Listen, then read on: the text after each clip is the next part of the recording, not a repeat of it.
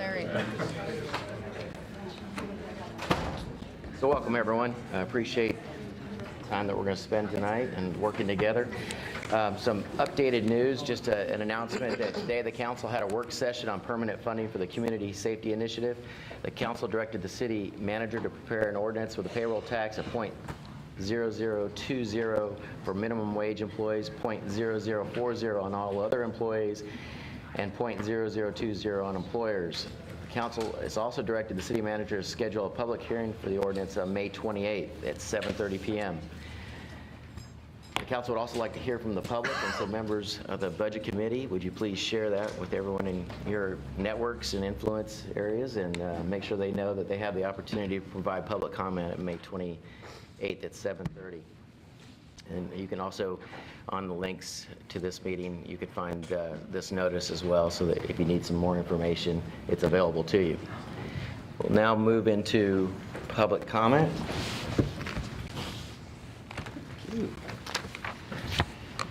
On the fiscal year 20 proposed budget, those wishing to speak during public comment must have submitted a completed request to speak form to the staff at the room entrance prior to the beginning of the public comment period.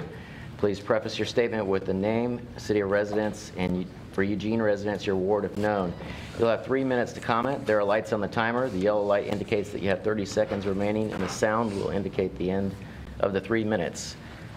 Our first speaker is Bonnie Souza. Thank you, Bonnie. Good evening. My name is Bonnie Souza. I serve on the Eugene Human Rights Commission and chair the We See You work group on the commission. I live in Betty Taylor's ward. We See You stands for Whole Eugene Community United. On September 12, 2018, a City Council work session was held for We See You to formally present an HRC report titled Marginalized Voices in Eugene to the City Council. There are 14 recommendations in the report, and We See You prioritized 3 of those recommendations for the City Council to consider at their work session. One of those recommendations is the subject of my comments tonight, to create a new multicultural liaison position in the City Manager's office.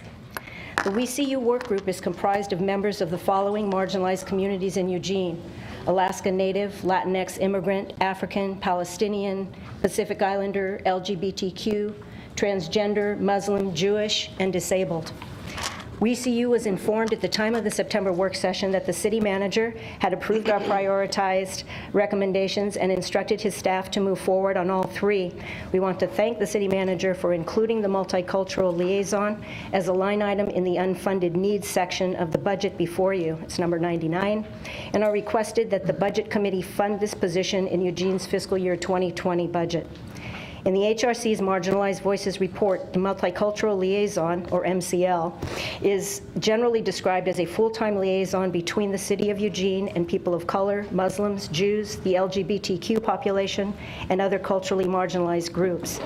To give you an idea of how We See You envisions the role and significance of this new position, we offer our vision of its placement within the City Manager's office. We See You believes the MCL should be empowered to have direct access to the city manager and the executive board, as well as to the city's various commissions, boards, and local communities. The position should be given broad outreach capabilities. It is also important that the MCL have direct access to the chief of police, both because marginalized communities historically have deep wounds and distrust of police, and to create a forum in which positive relationships and trust can be developed. Placement in the city manager's direct chain of command would give the CMO greater ability to connect the issue of equity and inclusion with other initiatives that the city is pursuing, such as climate recovery actions, development of disaster and emergency routes, and policies that may otherwise have a disproportionate and negative effect on marginalized communities.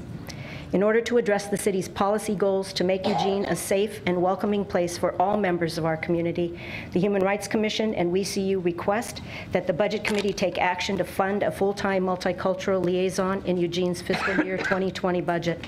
Thank you. Next, we have John Borofsky.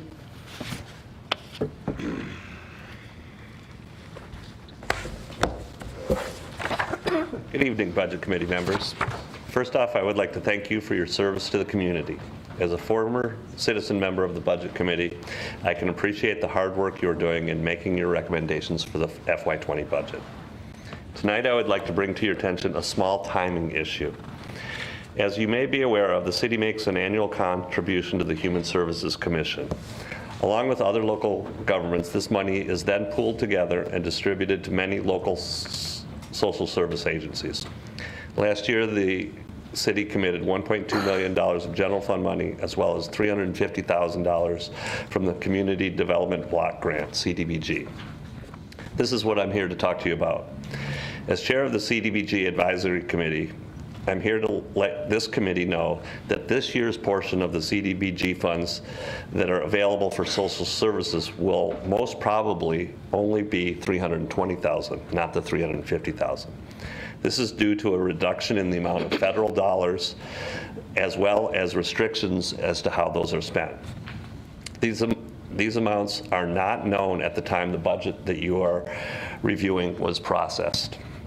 With that being said, I would advocate for you to increase the general fund portion of the HSC by $30,000 so that the contribution level stays the same as it was in years past.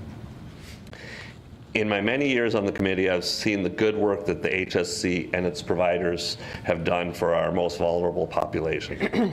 Councilor Surratt, if she were here, and hi, Claire, was the liaison to the HSC when I served with her on this committee.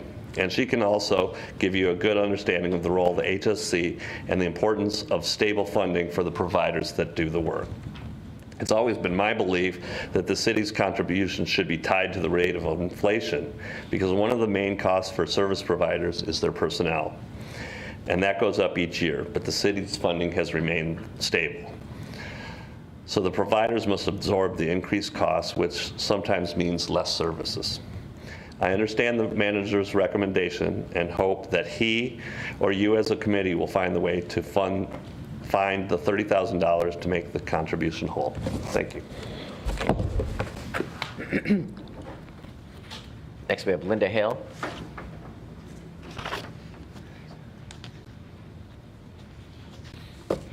My name is Linda Heil. Not a problem. I live in Ward 2, and I volunteer with 350 Eugene. The city councilors are familiar with 350, but for those budget committee members who are not, 350 Eugene is an all-volunteer group of climate activists with over 1,700 community supporters. It is our understanding that the budget committee meets for a few sessions each year to review the upcoming year's budget. So this is our opportunity to speak to you about the fundamental importance of planning and funding for climate action priorities in 2020 and 2021. Eugene has been moving towards a climate action plan revision for about a year and a half. The draft climate action plan depends very heavily on emission reductions that will be accomplished by implementing the transportation system plan. A major goal of the TSP is to triple the percentage of trips made on foot, by bicycle, and by transit from 2014 levels. So we are looking for concrete plans to improve the biking and walking infrastructure, to partner with LTD, and to engage in public awareness raising and education about the need to reprioritize our modes of transportation away from individual cars. And we are looking at the budget for funding for these plans. Eugene is fortunate to have a large and active biking community. Investing staff time and money over the next decade to grow local bike ridership for daily transportation, as well as for recreation, will deliver much-needed carbon savings. Please assure that the TSP is recognized as a crucially important plan that requires a clear and comprehensive year-by-year plan with 100% funding, because it is the backbone of our climate action plan. We're happy to see this in the TSP, quote, of the 264 projects planned in the 2035 TSP to be built over the next 20 years, 239 of these projects are entirely pedestrian and bicycle projects. 2 projects are outlined on the city's website for 2019, the Amazon Active Transportation Corridor, extending the the bikeway north on High Street from 19th to 6th Avenue, and the 13th Avenue bikeway. Because we could not find a funding explanation in the 2020 budget for these two projects, we contacted Reed Dunbar in the Public Works Department, who gave us very helpful information. He also said that because the funding comes from many different sources and different departments work on the projects, records about project planning and accounting are difficult to pull together, but that they were making improvements towards that. Finally, we would like to note that the CIP states, quote, "In November 2017, voters approved a third five-year general obligation bond to help fund needed street repairs. As part of this bond, $1 million annually is," may I finish? One sentence? No. One sentence. Okay. It's supposed to be allocated to active transportation improvements, and we would like to know where that $1 million is in the current budget. Thank you. Daniel Borson.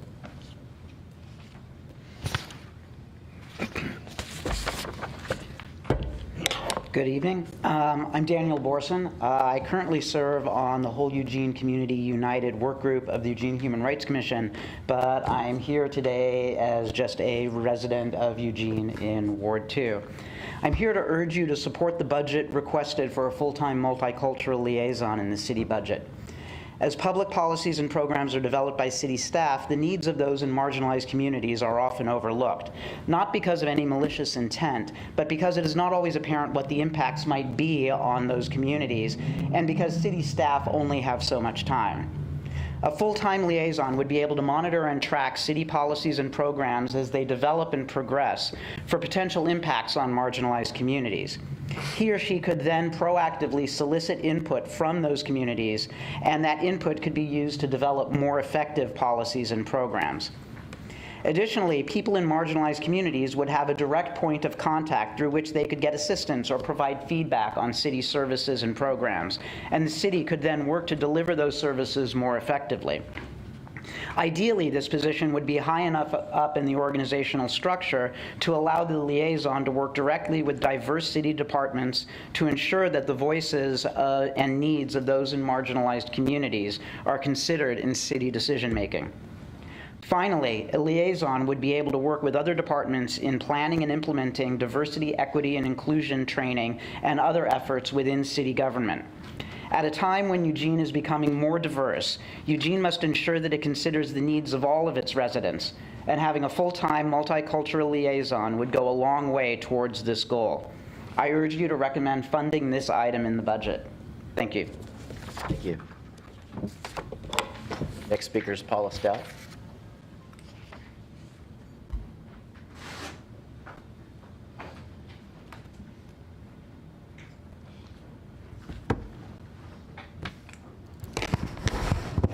Hi, my name is Paula Stout. I'm Ward 2, though I seem to spend a lot of time in your ward lately, Mr. Zelenka.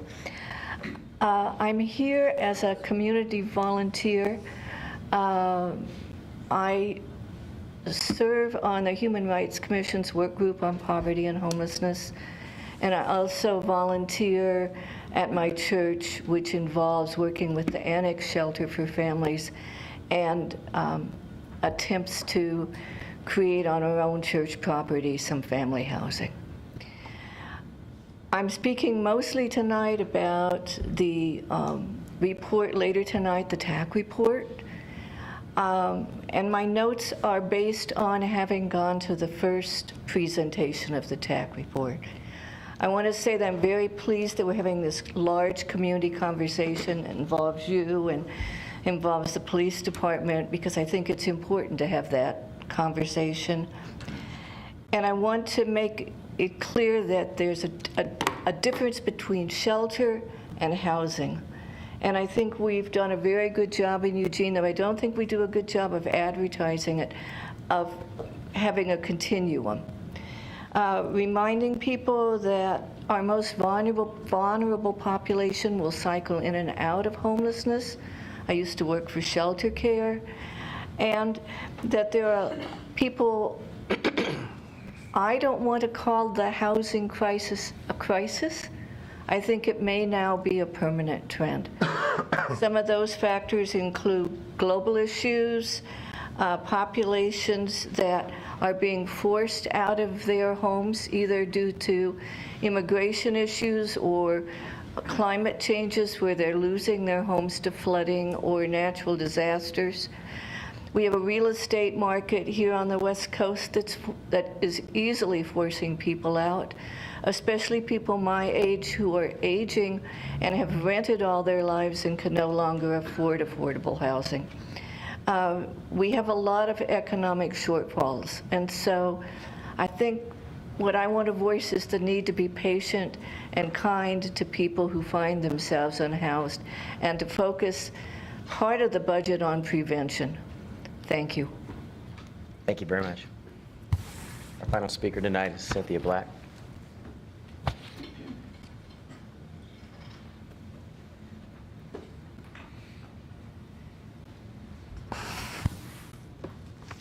Hello.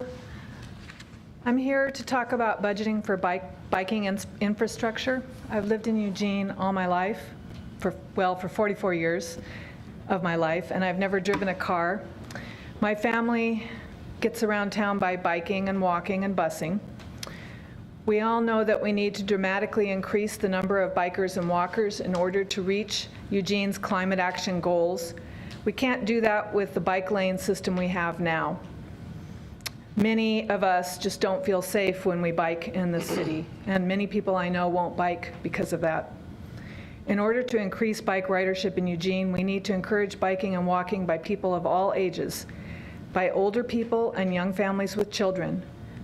We need to make biking so appealing and so safe, so easy that anyone will enjoy it and look forward to it.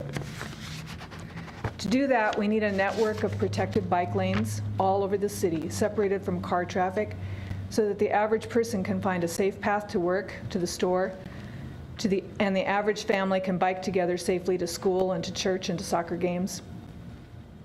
If Eugene truly wants to have 0 fatalities and 0 serious injuries, we need to separate cars and bikes. As long as bikers have to share roads with cars, we'll have serious injuries and deaths.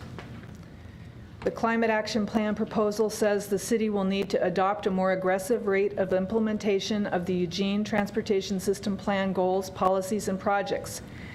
Biking and walking infrastructure needs the kind of money and attention that car infrastructure has been getting all these years, because the age of the car is fading away and Eugene needs to welcome the age of the bicycle.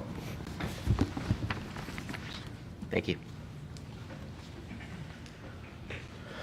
Hey, we have some minutes to approve. In your packet, there are minutes from 3 meetings. The May 30th, 2018 meeting, which was our final meeting of the fiscal year 19 deliberations.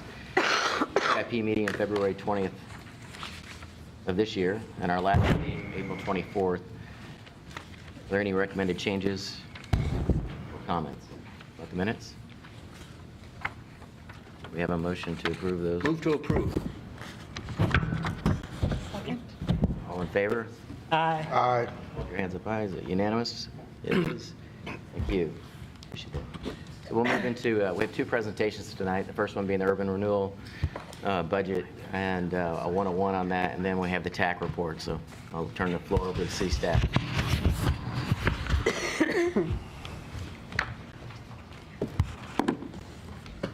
Or you can get started whenever.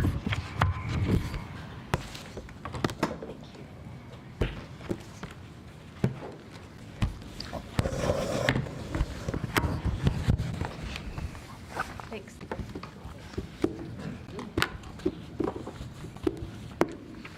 My name's Amanda Noble Flannery. I'm the Economic Prosperity Programs Manager, and I'm here with Maurizio Badalico, the Senior Financial Analyst. Here are the areas we plan to discuss this evening. We'll start with urban renewal's purpose, where it's located. We'll talk about the city plans and policies. We'll review the nuts and bolts and talk about the FY20 budget. We plan to present for just under 20 minutes, and the remaining time will be available for questions. So urban renewal is in the news. It's got its own section in the budget and its own annual financial report, but what is it? Simply put, urban renewal is a tool used by council to stimulate economic prosperity in specific areas of the community in compliance with state statute. from this vacant building into this vibrant awesomeness. Both of our urban renewal districts are located in the downtown area, and it's because downtown has a competitive disadvantage for the reasons you see here. In the interest of time, I won't go through them, but they range from site conditions to market conditions and everything in between. So let's see where our districts are. We have two, the downtown district and the riverfront district. We're currently sitting in the downtown district. That's the orange one on the left side. And here's a closer look. The current boundary is outlined in black. The library is near the southern border, and the Holt Center is located on the north side of the district. It was first established in 1968, and it was last amended in 2016. The Riverfront District covers the area north of Franklin Boulevard to the river, over to Pearl Street, where it meets up with the downtown district. It was created in 1985, and the plan was amended in 2004. So let's talk about city plans and policies. As I said, urban renewal is a tool to stimulate economic prosperity in downtown. It's a tool to invest in the goals included in so many city plans and policies. Downtown is the place where all the plans come together and overlap. Downtown has a huge role in implementation to meet the broader community goals that are in these plans. I'm going to walk through a few of these key plans with some examples. First up, Envision Eugene is about making sure we manage growth over the next 20 years in a way that protects and enhances our quality of life and reflects our shared values as Eugenians. 4 of the 7 pillars are listed on this slide, the ones that specifically are supported by downtown and urban renewal. An important aspect of the community's vision for managing growth calls for accommodating at least 1,000 multifamily housing units in downtown, beyond what the market can deliver on its own. For example, the urban renewal investment in downtown Riverfront will stimulate new housing to contribute toward that 1,000 unit goal. New residents downtown will help businesses thrive and bring activities and excitement. Moving on to the Regional Prosperity and Economic Development Plan. Our focus is creating new jobs in key industries, reducing the unemployment rate, and increasing the average wage. An example of how urban renewal is investing in these is with the creation of a publicly owned high-speed fiber network in downtown called Eugene. Access to high-speed telecommunications is critical to staying competitive in a global economy. The downtown plan focuses on the character of downtown as a special place and how it can improve. Urban renewal has had a role in all of the focus areas of the downtown plan that are shown on this slide. Calling out just a few quick ones, a strong regional center is Lane Community College's downtown campus across the street, and a cultural center is the example is the building that we're in now, the library. City Council passed the Climate Recovery Ordinance, the CRO, in 2014, which calls for aggressive greenhouse gas emissions and fossil fuel use reductions. A great example of this is the urban renewal investment in bike share stations within the Riverfront District, which was a partial matching fund for the bike share grant that the city received. Peace Health Rides recently celebrated its 1-year anniversary. In the first year, the system attracted nearly 13,000 members that rode 206,000 miles. Fun fact, that's 30 times around the moon. When it comes to parks planning, for well over a decade, a new riverfront park has been on the list. It's a Priority 1 project to connect downtown to the river with a vibrant, active, and beautiful new park and plaza. Our last plan example is the Riverfront Master Plan, which involves significant public engagement over multiple years and was codified into land use regulations.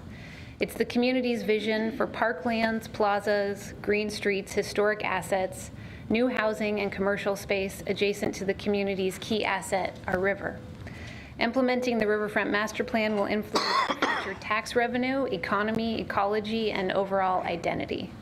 There's lots of challenges with the lack of infrastructure, roads, sidewalks, and railroad access. Urban renewal is the primary tool to remove barriers and invest in the community's vision, and I'll talk more about this project in a little bit. Currently, the Planning Division is undertaking a land use application process to implement the updated vision for downtown Riverfront. These are just a few of the examples of how urban renewal supports broad city goals within many of our community plans. And I'll hand it over to Maurizio. Thank you, Amanda. So before we take a deeper dive into the nuts and bolts about how urban renewal works, first let's cover a few basics. So first, City Council wears two hats. One as the Urban Renewal Agency Board, and one as City Council. City Council creates and amends urban renewal districts while the agency board governs them. The primary source of funding for urban renewal is tax increment revenue. This is not an additional tax, but rather a redistribution of taxes from overlapping taxing jurisdictions to the urban renewal districts. And each district has a plan that determines how much tax increment is allowed to be spent and what are the acceptable activities and projects in each district. So the primary source of funding for urban renewal is tax increment revenue from property taxes. I will use this graph to describe conceptually how it works. On the vertical axis, we have tax revenue, and on the horizontal axis, we have time. So when a district is first created, there is a certain amount of assessed property value within the district boundaries. This is established as the frozen base, which is represented by the orange arrow. Property taxes on that frozen base continue to go to the overlapping taxing jurisdictions throughout the life of the district, as indicated by that green box. And if urban renewal efforts are successful, the value of the district will grow above the base amount, as you can see by that yellow dotted line. That increase is called the incremental or excess value. The property taxes on the incremental value are redirected to the urban renewal district. And when an urban renewal district terminates, the tax increment revenue reverts back to the overlapping taxing jurisdictions, which is represented by the blue box. So now let's review some other key points about tax increment revenue. As I previously mentioned, urban renewal is not an additional tax. The total tax amount paid by property owners does not change because of urban renewal. What does change is the split between the overlapping taxing jurisdictions who receive that revenue. Tax increment revenue is collected from across the city from properties located inside and outside of the urban renewal districts. This is due to a process performed by the Lane County tax assessor called the division of tax. The result of the division of tax is that property tax bills in the city include two lines for urban renewal, one for downtown and one for riverfront. And there's no difference between the taxes paid by taxpayers inside of a district or outside of a district. And because of the state school funding formula and our complex property tax system, School District 4J actually benefits as a result of urban renewal. So aside from tax increment revenue, there are other revenue sources for the urban renewal agency. Each urban renewal district has a loan program, and loan repayments are returned to the loan pool and subsequently loaned out for new projects. Interest income is generated based on cash balances in the urban renewal funds, and rental income is received when agency-owned property is leased to third parties. And any sale of agency-owned property generates additional district revenue. So now that we've discussed urban renewal revenues, let's talk about expenditures. But first, we must review the spending limit. So Oregon revised statutes requires that each urban renewal district that receives property tax revenue include a maximum indebtedness limit in their urban renewal plan. Maximum indebtedness is a cumulative spending cap for property tax expenditures over a period of time. Please note that expenditures of program revenue, which come from non-property tax sources, are not included in the spending limit. The downtown district's limit was set in 1998 at $33 million, and subsequent increases in 2010 and 2016 bring us to the current cumulative total of $66 million. In the Riverfront District, the spending limit was set at $34.8 million in 2004 and remains at that level today. So now that we know the sources of funds and the spending limit, let's review agency expenditures. The agency's primary goal is to promote redevelopment within the districts. In doing so, funds are spent among the following activities. Capital projects include public space improvements and infrastructure enhancements. Loan disbursements include funding of the urban renewal loan programs to business and property owners in order to further encourage redevelopment in the districts. And project delivery administration includes the various activities that you see here.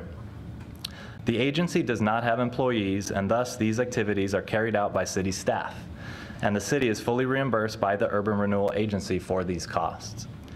The amount of project delivery administration included in the budget ratchets up and down from year to year, depending on the amount of activity occurring in each district. The two urban renewal districts have separate budgets and account for expenditures in separate funds. You'll hear more about this shortly as we transition to the FY20 proposed urban renewal agency budget. So I'll give some project updates, and then Maurizio is going to give an overview of the budget numbers.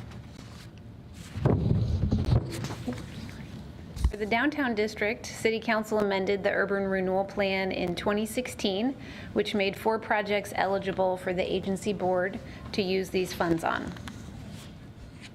Starting with the high-speed fiber network that I mentioned earlier, Eugene is a municipally owned fiber network. eWeb owns the fiber that connects to the buildings, and private internet service providers lease that fiber to provide service to the businesses in the buildings. 56 buildings are now connected to the network, and construction is expected to be completed later this year. The project has yielded benefits well beyond downtown. For example, Eugene School District 4J and Springfield Public Schools are now benefiting from a faster connection at a reduced cost. The next 2 projects are the Park Blocks and the Farmers Market, which are both moving forward together as part of the Eugene Town Square project. Council is scheduled to get an update on this project this coming Wednesday. Town Square is a holistic approach to the Farmers Market and the Park Blocks, shown on this map, and to City Hall. I'll point out that no urban renewal funds will be used for the City Hall portion of Town Square. The agency purchased the southern part of the Butterfly Lot in January from Lane County for the Farmers Market location. The concept design and public involvement process is underway with the consultant team that we've hired, building off of the 2016 outreach by Project for Public Spaces. There's a kickoff event on May 22nd. I know you have a budget meeting that evening, but you can still tell your friends to come. It's from 5 to 9 at World Pies. There will be pizza and presentations at 5:30 and 7:30. This fall, City Council will review the concept design with the opportunity to move forward with budgeting and capital improvements. The 4th project is the 1059 Willamette Street redevelopment across from the Lane Transit District bus station. It's currently owned by Lane Community College. In FY18, the agency had a study conducted to understand the financial feasibility of converting the building into an innovation hub. We learned that the cost of converting the building to that use and the cost of operations would be substantial. It's a large building that is costly to retrofit and operate. The LCC board is now considering selling the building to the agency. City staff are working to identify what features and what uses could be viable. Future projects for the Riverfront District are primarily focused on the downtown riverfront. This is an initial rendering of where downtown meets the river, with a mix of uses tailored to complement the surrounding fabric.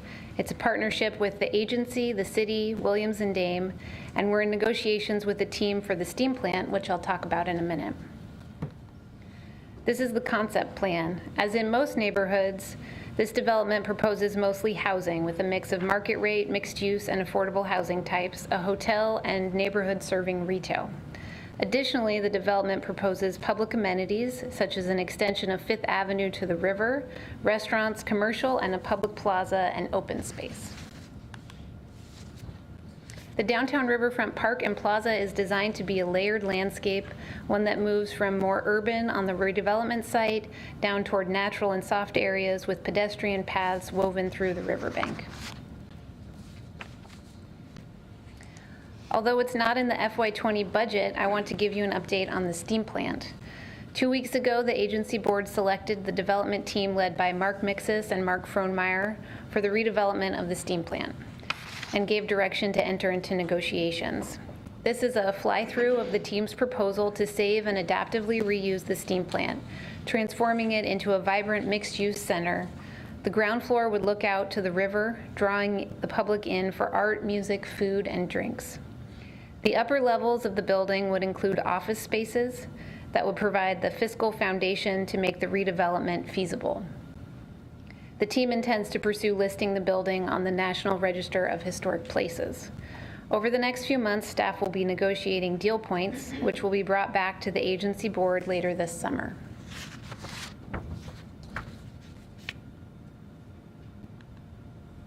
Infrastructure design is underway.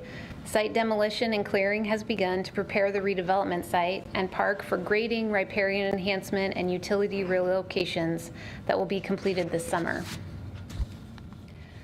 Lastly, the downtown wayfinding project covers all of downtown. A portion is in the Riverfront District, where urban renewal funds and other funds will be used to implement a variety of wayfinding tools to provide clear and consistent navigation information.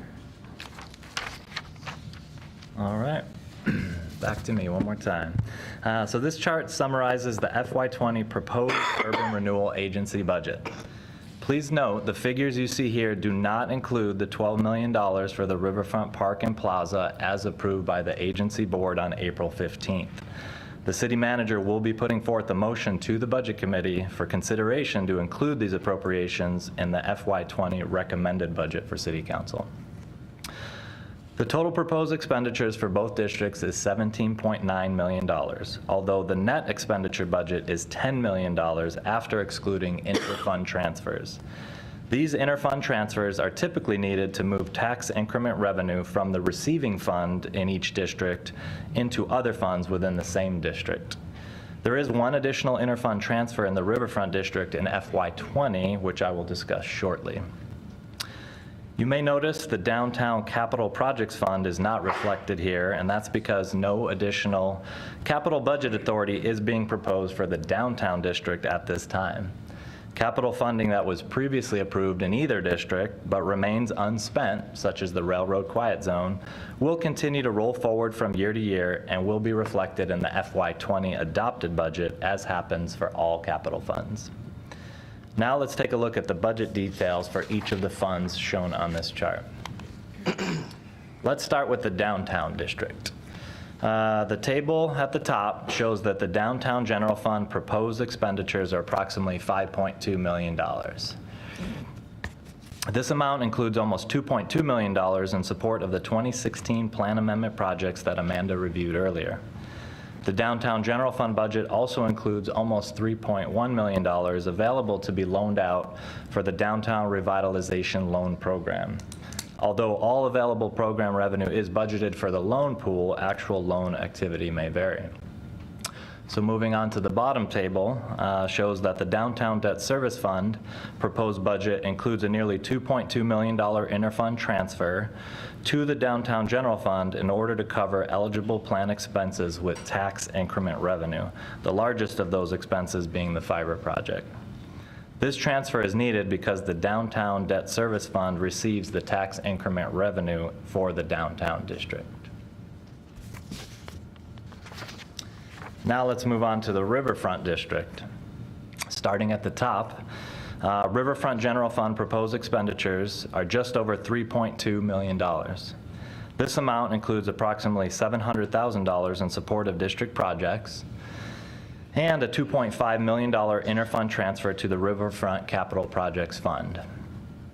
In the Riverfront District, it's the Riverfront General Fund that receives the tax increment revenue. Next up, the table in the middle. The Riverfront Capital Project Fund proposed budget includes $3 million in support of the downtown Riverfront infrastructure redevelopment and $100,000 for the wayfinding project, as Amanda mentioned earlier. In addition, there is a one-time transfer of $3.2 million, shown right here, to the Riverfront Program Revenue Fund. This one-time transfer of program revenue resulted from the sale of property to the University of Oregon. For accounting purposes, this revenue was recorded in FY19 in the same fund where the capital asset lived and will be transferred to the program revenue fund for FY20. And lastly, at the bottom, the Riverfront Program Revenue Fund proposed budget includes $1 million available to be loaned out for the Riverfront Renewal Loan Program. And as we wrap up the presentation, here are a couple of good resources for more information. The budget documents, especially the adopted budget, is a great resource for information about urban renewal.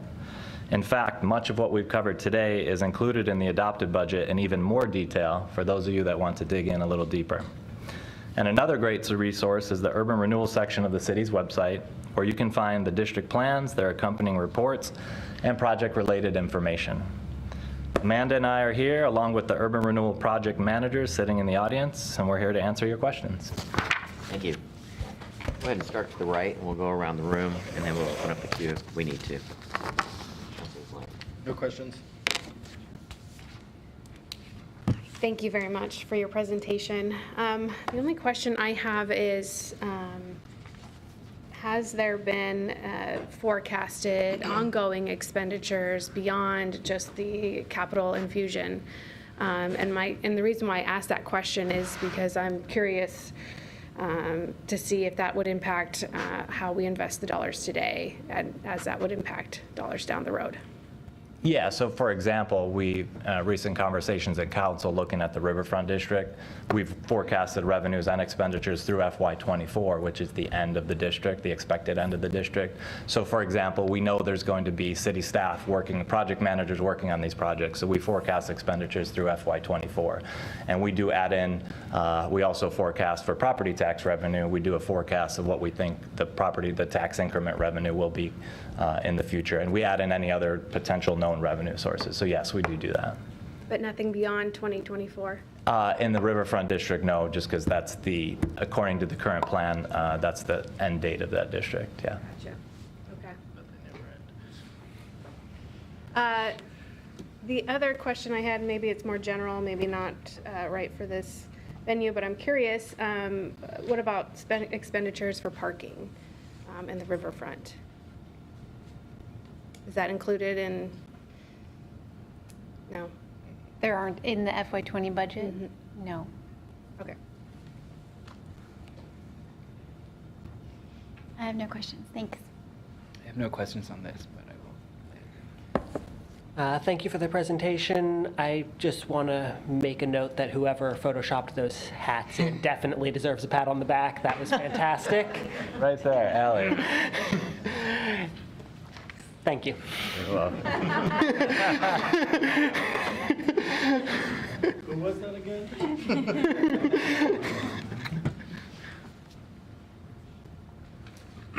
Beth? No questions. Thanks for the presentation. Quick question.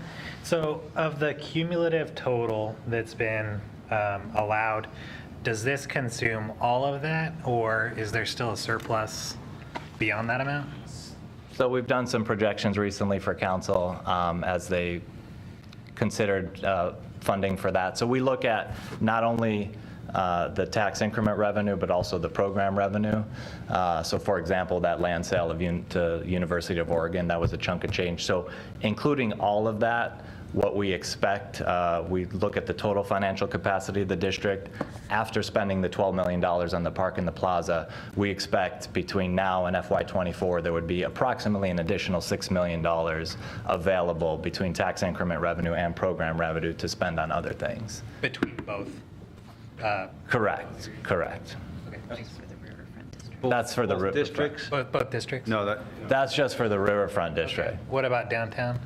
So for downtown is set up a little different. There's a maximum of tax increment revenue to be, each project has its own limit. Okay. So we do have, I'd have to look in the FY18 budget document, we have an estimate of what's left or what's unaccounted for, but essentially it's the projects that haven't been completed yet. Okay, thanks. I pass. No questions, but thank you. Yeah. I'm good. All right, well, thank you very much. Appreciate it. I really like the hats as well. And last week or 2 weeks ago, we had a movie, and you're really adding value. And, we're ahead of schedule, but we'll go ahead and take a 10-minute break. Let's be back at 6:55. We all know you're going to have questions. Yeah. You can't say it. I know,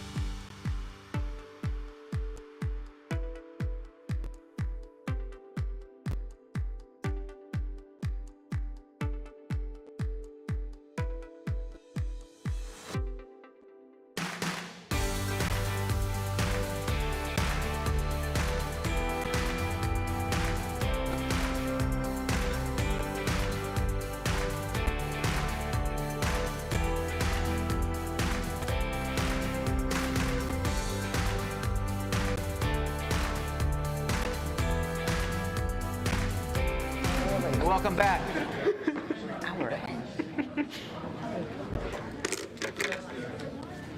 Move ahead into our Technical Assistance Collaborative Report Overview. So we'll turn it over to you, gentlemen. Thank you. Thank you. Good evening. My name is Jason Dedrick. I'm a policy analyst in the city manager's office. And Peter and I will be giving you an overview of the tax study, kind of a quick review of how the study came about, what the findings were, and sort of where we go from here. So, and we do refer to this as the tax study, but it is also known as the Homeless Services Systems Report. So choose your name, whichever works best. Oh, and a heads up, we have no decorated Photoshop ducks. We have no videos, so this is just a totally different experience. My apologies. So, what we want to start off with is just giving you a sense of how this project emerged. So in late 2017, the city and the county began working together, thinking about a shelter feasibility study. And as we went about that work, we were working with some funding that the county had from the state that could be directed towards a shelter feasibility study, and started developing a request for proposals, RFP, to put out to solicit entities that would want to do that work.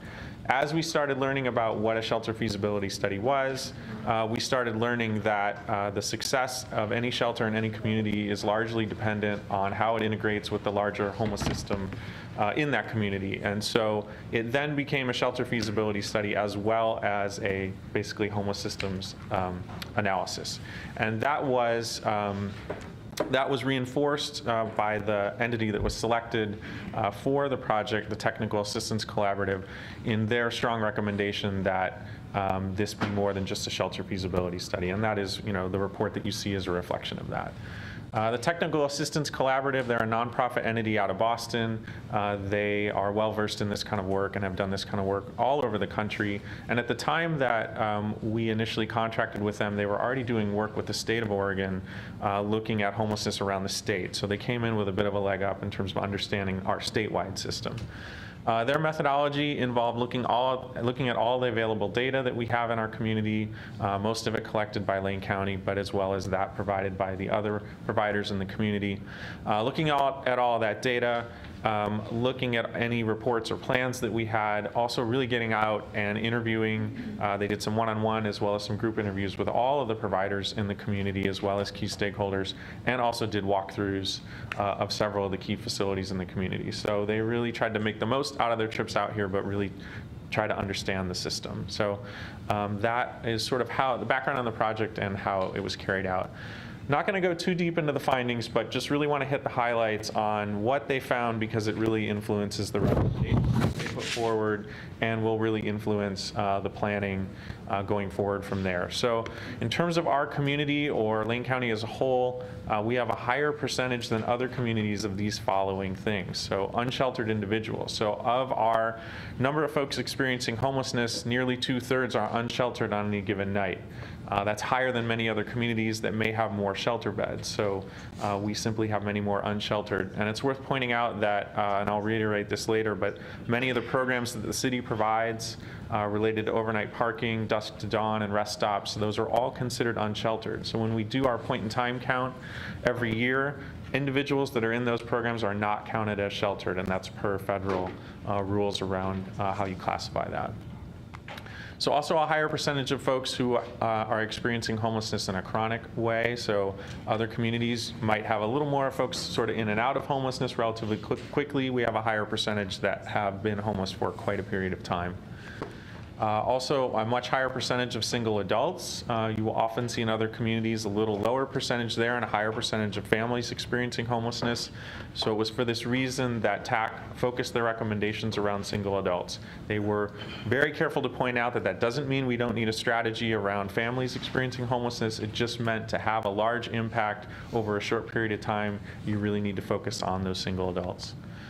We have a higher percentage than other communities of newly homeless. So each month we have about 130 new individuals in our community who are newly experiencing homelessness, and that's a relatively high rate. Many of those folks are from our own community, and due to various conditions that I'll mention in a minute, are losing their housing and becoming homeless. So that's a relatively high number for our community. Also, really importantly, a higher percentage of folks that are homeless that are experiencing mental illness or substance abuse issues. And this is really important because of the solutions that you need, the housing that you need in order to address that kind of issue. Basically, it means individuals experiencing these kind of conditions have trouble out in the private rental market or the private housing market, and permanent supportive housing becomes a really important tool. So you'll see that in the recommendations. Also, TAC was looking at the overall system and sort of the context of our community aside from just the demographics. So in our community, we have individuals who are spending more time in shelter than is common in some of our shelter beds than is common in other communities. One of the reasons for that is the need for more case management in our shelter system. So having, working with folks, seeing if there are ways to get them to move on to a more stable situation. That's important because if you have individuals in those shelter beds for a long period of time, you're essentially not being able to utilize the system as efficiently as you could. Other conditions that I'll mention in a minute around our rental market and our housing market also contribute to that length of time in shelter. We have limited outreach and diversion programs in our community, quite limited. So outreach means getting out there on the street, making contact with folks where they are, and trying to help them make connections. And then diversion is really looking on the very front end of experiencing homelessness, trying to catch folks just as things are happening. And there are things that you can do to help connect them with family or short-time financial assistance to maybe make a rent payment or a utility bill that might prevent homelessness from occurring in the first place. So we have limited outreach and diversion in our community. We have no low barrier shelter beds that are truly just, no barrier, no conditions necessary. We have something similar to that going on right now out at the Dusk to Dawn or Dawn to Dawn site, but that's not really a shelter. It's a program, but we don't have any true no low barrier shelter beds. There's also some inefficiencies in our coordinated entry system, and the county who administers this system agrees with this. They are wanting to update that system. This is the system by which everyone experiencing homelessness is entered in. It allows us to prioritize their needs, to connect them with services. It allows for efficiency as folks are moving around the community to different entities and getting service. So wanting to improve that. Few tenancy supports in our community, and what that means is those folks that are in the private rental market and are trying to stay there, the various programs or funding options that might help them to stay there. It also means working with our property managers as well to help them work with their tenants. We all know this, the tight rental market in Eugene is a factor. It's tighter than in other communities. Also a higher poverty rate in our community. And then finally, sort of matching those, the lower per capita income and the higher housing costs are really helping to exacerbate the issue here in our community. So TAC did some modeling to try to say, if you do these things, this will happen. And so one of the models that they ran was simply saying if we make no changes. It's important because in some communities, the trends may be that homelessness is on the decrease. And if you make no changes, you'll actually see fewer folks experiencing homelessness. But in our community, that's not the case because of that 130 people newly experiencing homelessness every month. So if we don't make any change to our system, we're going to see a rapid increase in those folks. If we built just a shelter in our community, our unsheltered numbers would drop minimally, but our overall homelessness issue would actually increase. And that's because it's so much more than shelter. It's about diversion and outreach. It's about the case management and the services. It's about the efficiency of the overall system. And so really just the shelter won't get us where we want to go. And then running their model, forecasting out if we made both those shelter and system enhancements, we would start to see a dramatic increase in that unsheltered population in whatever time period it takes to do that, 3 to 5 years. But it really is the two together that matter. So TAC also created this map, basically of our overall system. I'm not going to go into too much detail on this, but I do want to point out the portions of this sort of large system that have city funding attached to them. So if you look down here in the bottom left, we have our alternatives to shelter options. That's our overnight parking program, our rest stops, our Conestoga huts, dusk to dawn, dawn to dawn. Those are alternative shelter, again, not considered shelter officially, but that is one place that we are contributing funding. Another is out here in terms of affordable housing. Some of that, or all of that is out of our community development division. That's our community development block grant program, as well as funding that goes directly to constructing affordable housing. And then kind of everywhere else, through the middle here, are all things that are assisted by funding that the city gives to the Human Services Commission. And so that's a large pool of funding that funds lots of different things, but it's not directly a city program. We're helping to fund the entities that are actually out there doing that work. So that's just sort of a quick sense of where we are on that overall system map. And then we know that last week when you met, there were some questions about sort of how is the city funding homelessness and sort of what are these different kind of bins. So we wanted to just quickly talk about sort of how these puzzle pieces fit together. So there's the current city budget, which includes funding for some of the programs that I already mentioned, and that's that ongoing funding, although some of these are one-time. And those key projects are overnight parking program, rest stops, the Lindholm Center, as well as that Human Services Commission funding. So that's what's currently in the budget. Another pool of funds that are those council funds dedicated to implementation of the TAC report. And that's that 1 million with the additional 900,000 are there in that pool. And again, that's sort of held aside at the discretion of the council. Then there's the community safety bridge funding. That $8.6 million, that has some funds in there that address some of our programs. Primarily, that was to enhance our existing programs, so to add a little additional funding to the rest stop program, dusk to dawn, overnight parking program, and the Lindholm Center. So it helped give those a boost. And then finally, there's the potential future community safety funding, which would roll over that bridge funding and continue to augment those services over time. So it's really 4 different ways in which the city is funding homelessness, either now or in the future. So at this point, I'm going to turn it over to Peter. He's going to talk a little bit about what TAC recommended going forward. Great, thanks, Jason. I actually talk more fluently moving around, and so I hope you'll indulge me a little bit. It might not be a hat or a duck, and it's not going to be a song and dance, but it's helpful to me. So as Jason mentioned, the Technical Assistance Collaborative gave us 10 recommendations. When enacted in concert, will transform our homeless system, our homeless support system. I'm not going to go through each of those recommendations, but I think it's useful for us to think about them in 3 categories. Building out the perimeter, strengthening the core, and enhancing our emergency response. So Jason, if you could take us to the system map.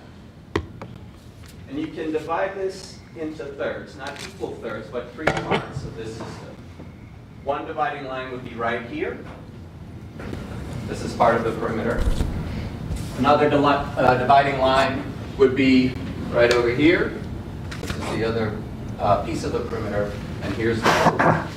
So on this left edge, what we're looking to do is expand our engagement with people experiencing homelessness.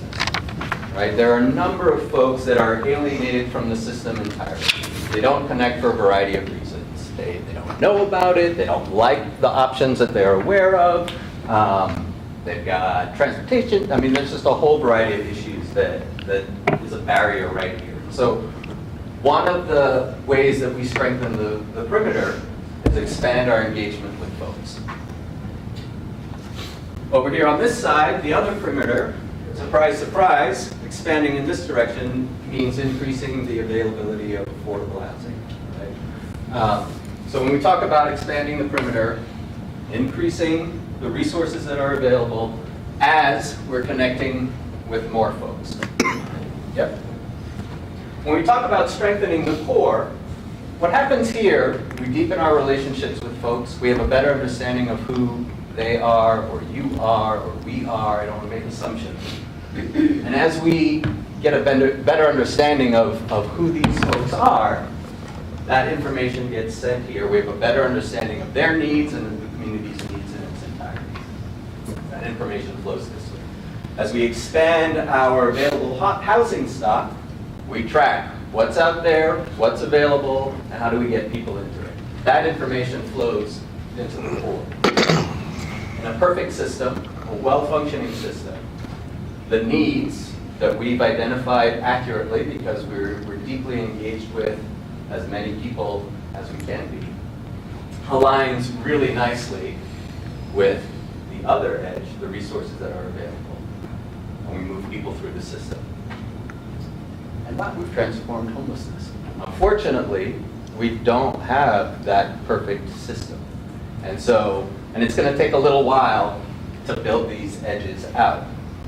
While we're taking that time to learn the crisis, there's suffering out there. We need to have something that helps us care for members of our community.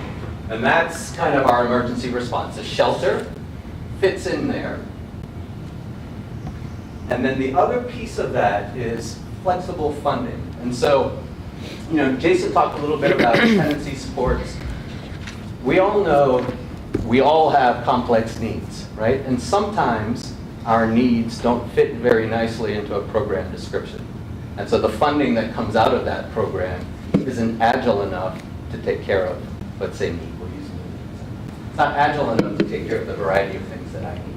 And so yes, shelter is a piece of it, and then also some flexible funding so that we can be very nimble and customize the ways that we support it. So build out the edges, strengthen the core, enhance our emergency response. So that's kind of what we've been thinking about. I'll let you know that this framework is emerging through conversations with stakeholders, a variety of stakeholders, city staff, county staff, advocates, providers, and under the advisement of a steering committee comprised of the city manager, county administrator, Commissioners Farr and Buck, Councilor Surratt, Mayor Binnis, and their commitment to transforming our homeless service system, their willingness to share their ideas, their willingness to listen to one another has been very invigorating for me and inspiring. I've been with the city for 10 years, mostly managing Peterson Barn Community Center. So I think I'm not even used to my title yet. I'm the Homeless Systems Policy Manager at WIC. And out in my community center, I show up for work in the morning and there are people sleeping on the porch, or there are people camping in the park, and I've had a lot of interactions with folks and done some outreach, done some diversion, and sometimes it can feel overwhelming. Being involved in this project, seeing the interest that it's generated from the community, emails and phone calls that I get, the commitment from the folks on the steering committee, gives me deep hope that what is really an aspirational goal is on the horizon. Part of it, the city has a role, county has a role, but the community has a role. And based on the level of interest and urgency that I see out there, I think there's possibility. We have an opportunity here to make a dramatic difference. And so, just think about expanding the perimeter, tightening the core, and enhancing our emergency response. And we all have responsibilities for making this happen, not just as a city staff person, not just as a budget committee member, but as a human being. How do we care for our community? So that's what I got at this point. And where we are, the steering committee is wrapping up its work this week as we speak. We're finalizing plans for this framework, And then we'll be presenting to joint meeting of City Council and County Commissioners on Monday, at which point we will receive some policy direction for moving forward. So, and then Jason and I'll take questions. Okay, thank you. I'll start here to the right again. Councilor Salenka. Yeah, very much appreciate all the work that's gone into this, the TAC folks and the staff that's put all this together.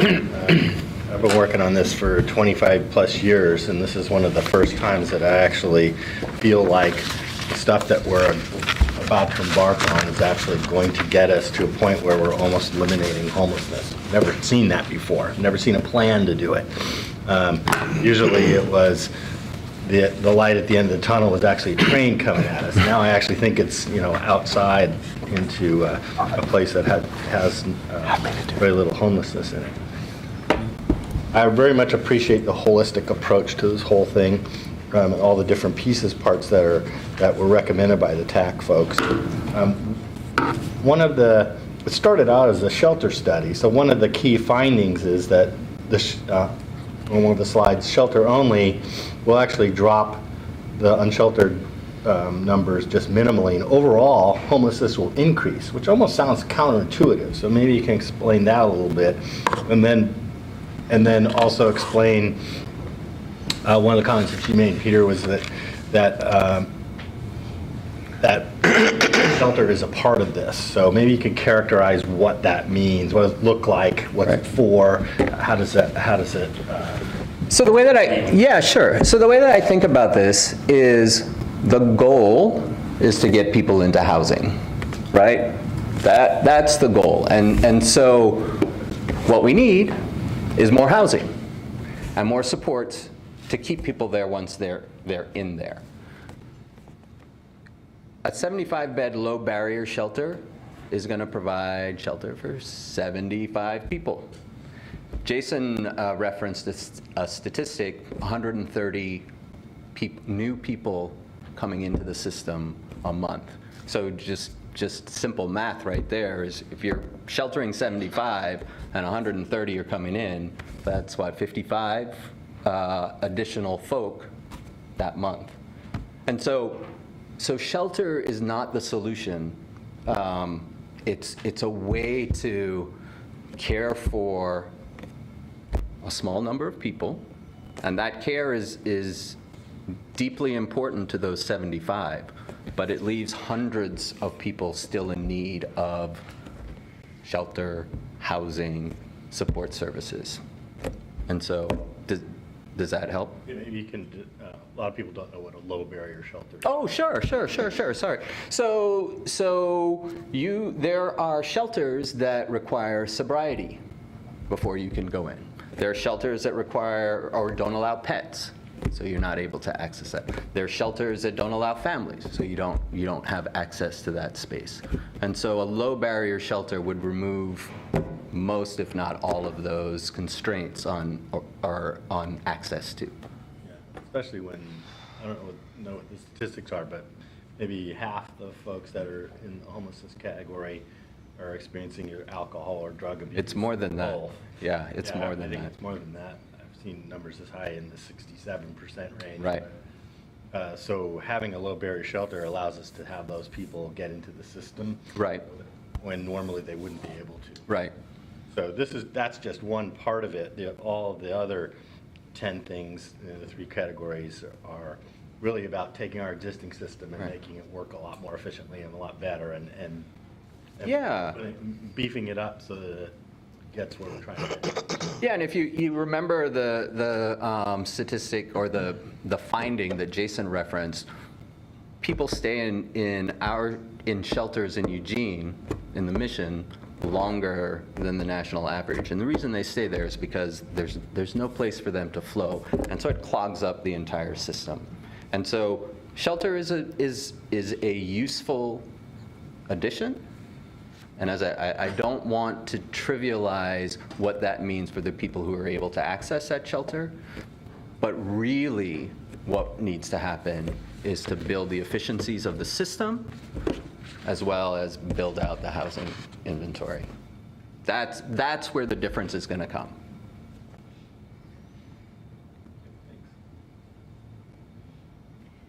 Thank you very much for your presentation. I don't have any questions, but I do have a comment. I really appreciated how the recommendations were broken out into these categories, how they were organized. And I guess I would ask that if conversations around this topic move forward using this recommendation framework, that the corresponding budget items be categorized this way as well for continuity as well as accountability. So, thank you. Yeah, thank you very much for your presentation. I think this is the best one yet, and all the TAC report conversations have all been very exciting, and you just want to go do something. You know, that's how you feel when you have to calm down. No, Takes no, no, careful planning. You know, this reminds me a lot of what we just did with our community safety planning. Was there's all these different parts and they need to all work together, so we can't just jump in and do something without the work you guys are doing. And so I really appreciate what you're doing to make all this work together. And I don't have I have a million like detailed questions, but it's not the time. So I appreciate your presentation today. Thank you. So thank you both so much for being here. That was great. It was very helpful. And thank you to Mayor Vinnis and Councilor Surratt also for being on the steering committee. I know you're doing really great work. I wish I could be there myself and help, but I can't. I wanted to say I serve on the board of a local nonprofit that provides mental health services to people in the community. We also run 3 permanent supported housing complexes, which are an element in the TAC report. So with that background, I'd like to just encourage everyone to realize that community-based treatment is dollar for dollar way more cost-effective than centralizing services in, say, like a residential facility, right? To say nothing of the benefits to people's lives, it's more effective to treat them where they're at, right? So I don't want to frame this in the sense of we're going to save a lot of money by implementing the TAC report's recommendations, but we are. Especially when you consider a lot of these problems that the TAC report would help correct are currently falling to very cost inefficient things like the emergency room or like jailing people, right? So if you consider the cost savings in those areas, again, the TAC report, I could not be more excited to be talking about it here right now. I was also really, really glad to see in the presentation discussion about ongoing funding coming from the Community Safety Initiative. I was really grateful to see that. I do have a couple questions though, and hopefully they're really easy questions. I do remember the number of 130 people per month becoming unhoused. I don't remember reading anywhere yet so kind of the definition in that number of being unhoused. Is it they are unhoused for a month, a week, a day? Does it include people who are unhoused but then become housed within a couple weeks? Like, where's that line, right? I would have to get back to you on that. That's county information. Right. That's part of that tightening up the center. But I can certainly get some more explicit information around that. Okay, and I hope it's not too hard. I'm just curious how many of this 130 people are kind of cycling through that stage of per month. Right. Also, I hadn't heard before about Lane County's coordinated entry system, and I was hoping you could give a few more details. Okay. Like what's currently being done with coordinated entry. You mean that the TAC folks analyzed and said this is how you tighten it up, or what they're planning to do to tighten it up? So maybe, sounds like I just missed it in the TAC report itself, but what are we doing right now in terms of coordinated entry? Like coordinating all of our different community-based resources and getting people into those? Correct. And then, well, I guess it's the same thing. So figuring out the support needs that people need, right, and then attaching it to resources that are available out in the community. Totally, but like which agency or what specifically, how does that work? So can you go back to the system map? Okay, so on the left-hand side, right, the initial contact point, somebody will show up, you know, at the Mission or a food pantry and say, I need shelter.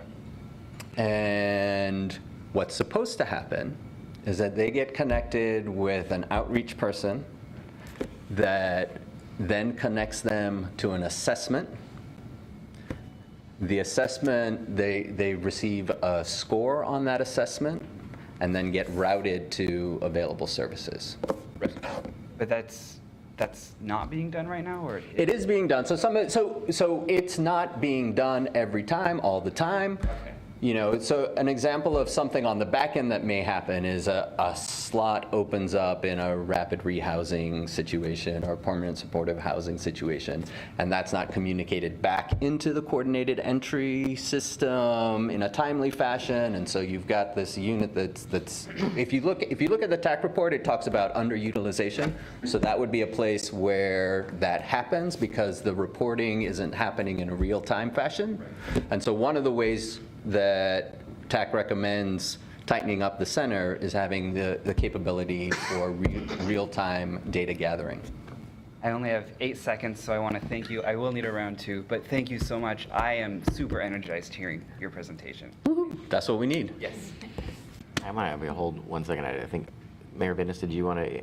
You know, I just wanted to interject out of turn and partly in response to 2 of your questions. And one is the 130, I think, is just based on the number of people who are accessing services in that month for the first time. Mm-hmm. So The gross number. So it's a full number. So it doesn't necessarily say they've never accessed service before, but that month they're new to the system. Okay. The other thing I wanted to just say is one of the pieces about the coordinated entry is that people get lost to the system. You have people falling out of the system on the system map. And so because the system is loose, people get lost. And so then they're circling back. And so the experience for the person who's unsheltered is a circular path as opposed to a linear path. Because they're dropping out of the system, circling back, dropping out of the system, circling back. And so that's one of the pieces to fix. Thank you. Excellent, wonderful report. I think my favorite piece of the presentation was the hope that you showed. I share that. I felt energized by the TAC report as well. It's why I've been so excited to push forward and here in the budget committee do whatever we can to move towards funding. So I really appreciate that aspect. The first question that I had, I was wondering if you could expound a little more on what it means to have a navigation center that's mentioned. Sure. So a shelter is a place where you go and get shelter, and you might just be there. What a navigation center is build some service into your experience while you're there. And so that could help you navigate the system. That could help you get your documents in order that you'll need in order to get into housing. That might help you take care of things that you might need to take care of in order to be eligible for housing. And so really it's it could be a provider, like a service provider providing that navigation service. It could be a county employee. It could be a peer support person. It's just kind of, systems are difficult to navigate for all of us. And it's somebody who's there, who's familiar with the system that can help you move where you need to move in a timely fashion. Is that helpful? Absolutely. Great. People don't get lost. Indeed. I think that's a really important piece of it. When I hear that description, it reminds me a lot of what I've heard when we tout community court and how there's 2 rooms there, and one is for people who have been referred to court, and then the other room is just full of service providers and anyone can drop in. Currently, we have that while community court is in session once a week, and this is essentially a longer-term version of that, which I think would be wonderful to have. And the county has a navigator there as well. Fantastic. There's a ton I would love to dive into, but that's really pushing more into the policy realm. And I know in the Budget Committee context, we can't quite put that cart before the horse. We at least have to wait for what direction we're able to get, hopefully some on Monday, in time to incorporate it into this budget cycle, but we'll see how that meeting goes. From the budget perspective, one framing that struck me in your presentation was you spoke about building out the system to get it from where it is now to the aspirational level of where we would like to see it be. And that sounded a lot like one-time funds. And then once the system is where we want it to be, it'll have to be maintained at that level, and that sounded a lot like recurring funds. So that was a two-part translation in my mind of what you were saying into budget context. And I don't know that we have any hint yet of what numbers on those costs are going to look like, so that we could start figuring out what we have to be looking for. You know, where we are right now is developing this framework. And what happens on Monday is City Council, County Commissioners say, we like this framework. City Manager, County Administrator, go figure out how to fund it. Part of the reason that there's not a lot of information in there is because there are a variety of roles any of the actors can play. And so, you know, using the navigator as an example, is that a county staff person? Is that a provider? Is that a peer support? And so finding the right mix is a longer conversation than the few months that we've been working on this. Well, in that case, I mean, what I would love to be able to do today is have a number of here's how much in one time it's going to take to set it up, and here's how much the county's prepared to put towards that, and here's how much the city's responsibility is, and turn that into a motion to fund it, and then move on, and the recurring funds to maintain it would probably be a stage 2 starting probably next budget cycle. That's what I would love to do. I recognize we're not quite there, so for now, all I can say is thank you so much for all the work, and I'm just really excited about this. Thanks for your care. Your turn. Thank you. I wonder if there's any record of the people who no longer need services. Talk about the number who come into the system. Do we know who goes out? Yes, the county keeps that information. Although sometimes it is challenging because people will go out and they don't report back that they went out. They'll connect with a family member and then become housed, or move in with someone, and they don't always report back to the system to say, hey, I found housing. So that's one of the challenges, again, with sort of the efficiency of the system, is being able to track what's happening to folks. And that's a particularly difficult part, because people are really excited that they've exited homelessness, they found shelter, and they don't always report back to say they did that. And I wonder if there's any record of the people who come into the system. How many people does someone, there are so many agencies, and it seems to me there's a great deal of overlap. I was on the Human Services Commission for 2 or 3 years, and a lot of them are doing the same thing. And who knows how many people are getting help from all those number of different agencies.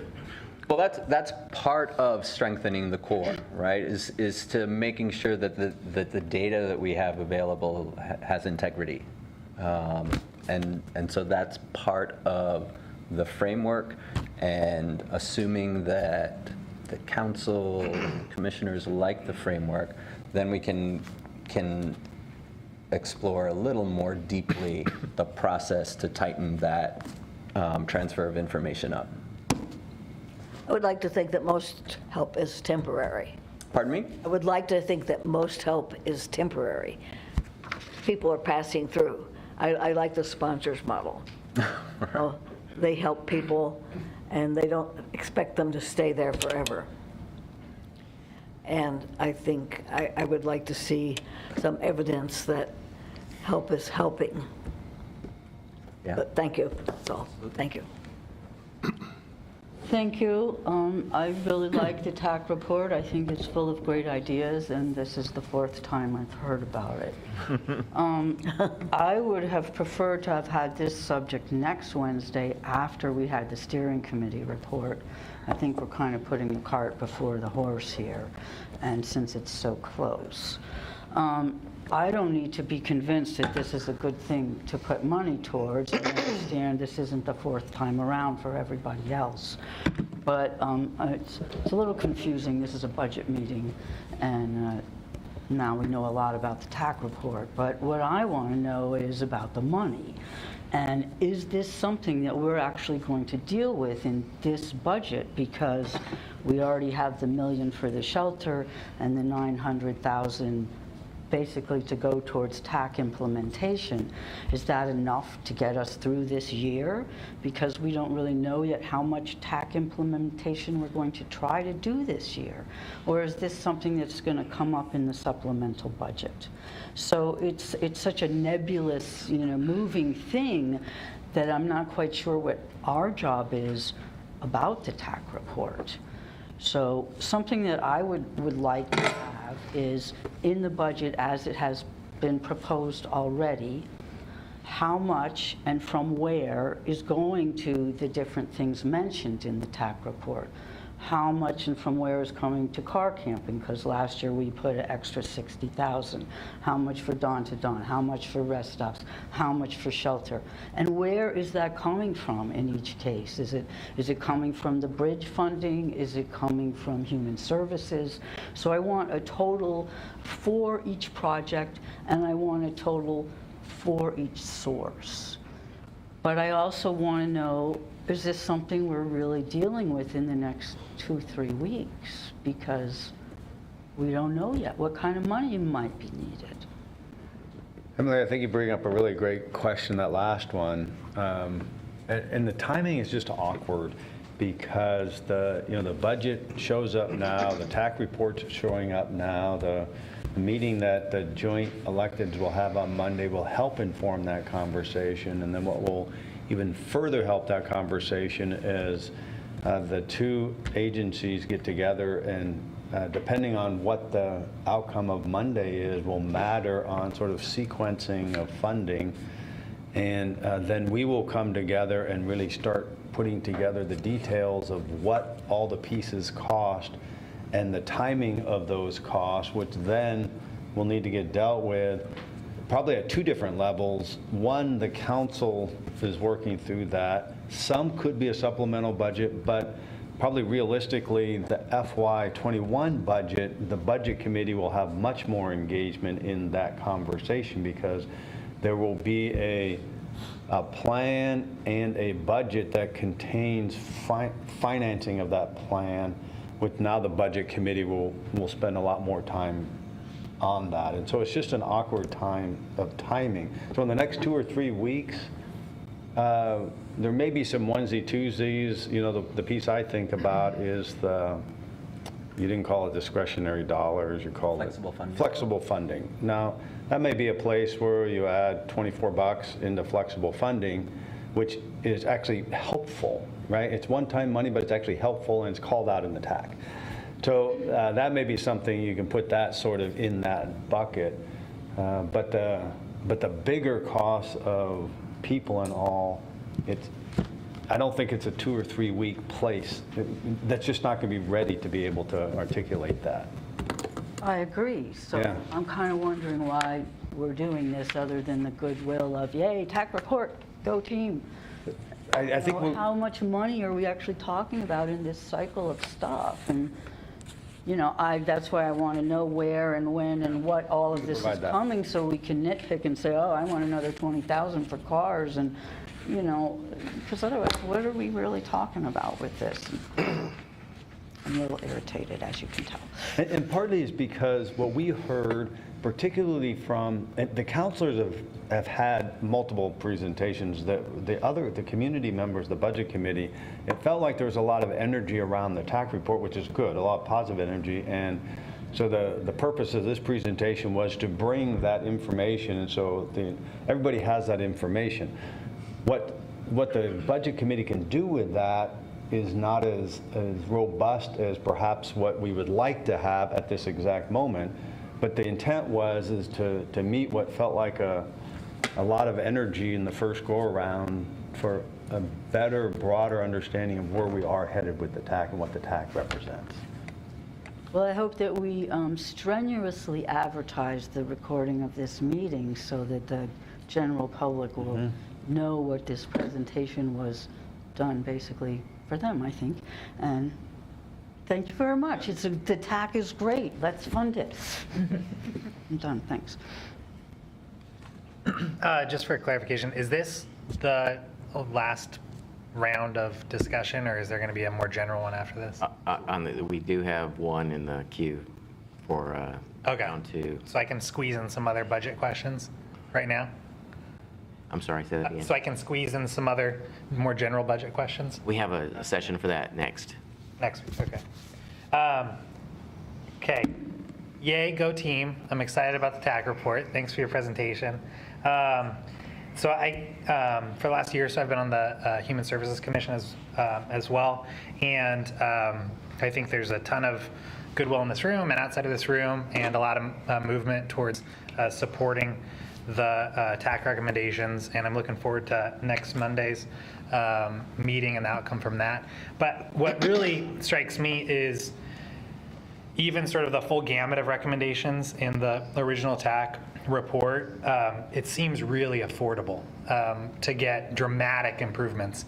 And so not only is there a lot of goodwill and a plan, but it feels to me like, hey, we could actually figure out how to pay for this with city funds, with county funds, with other sources. So I think that, we'll see what's recommended.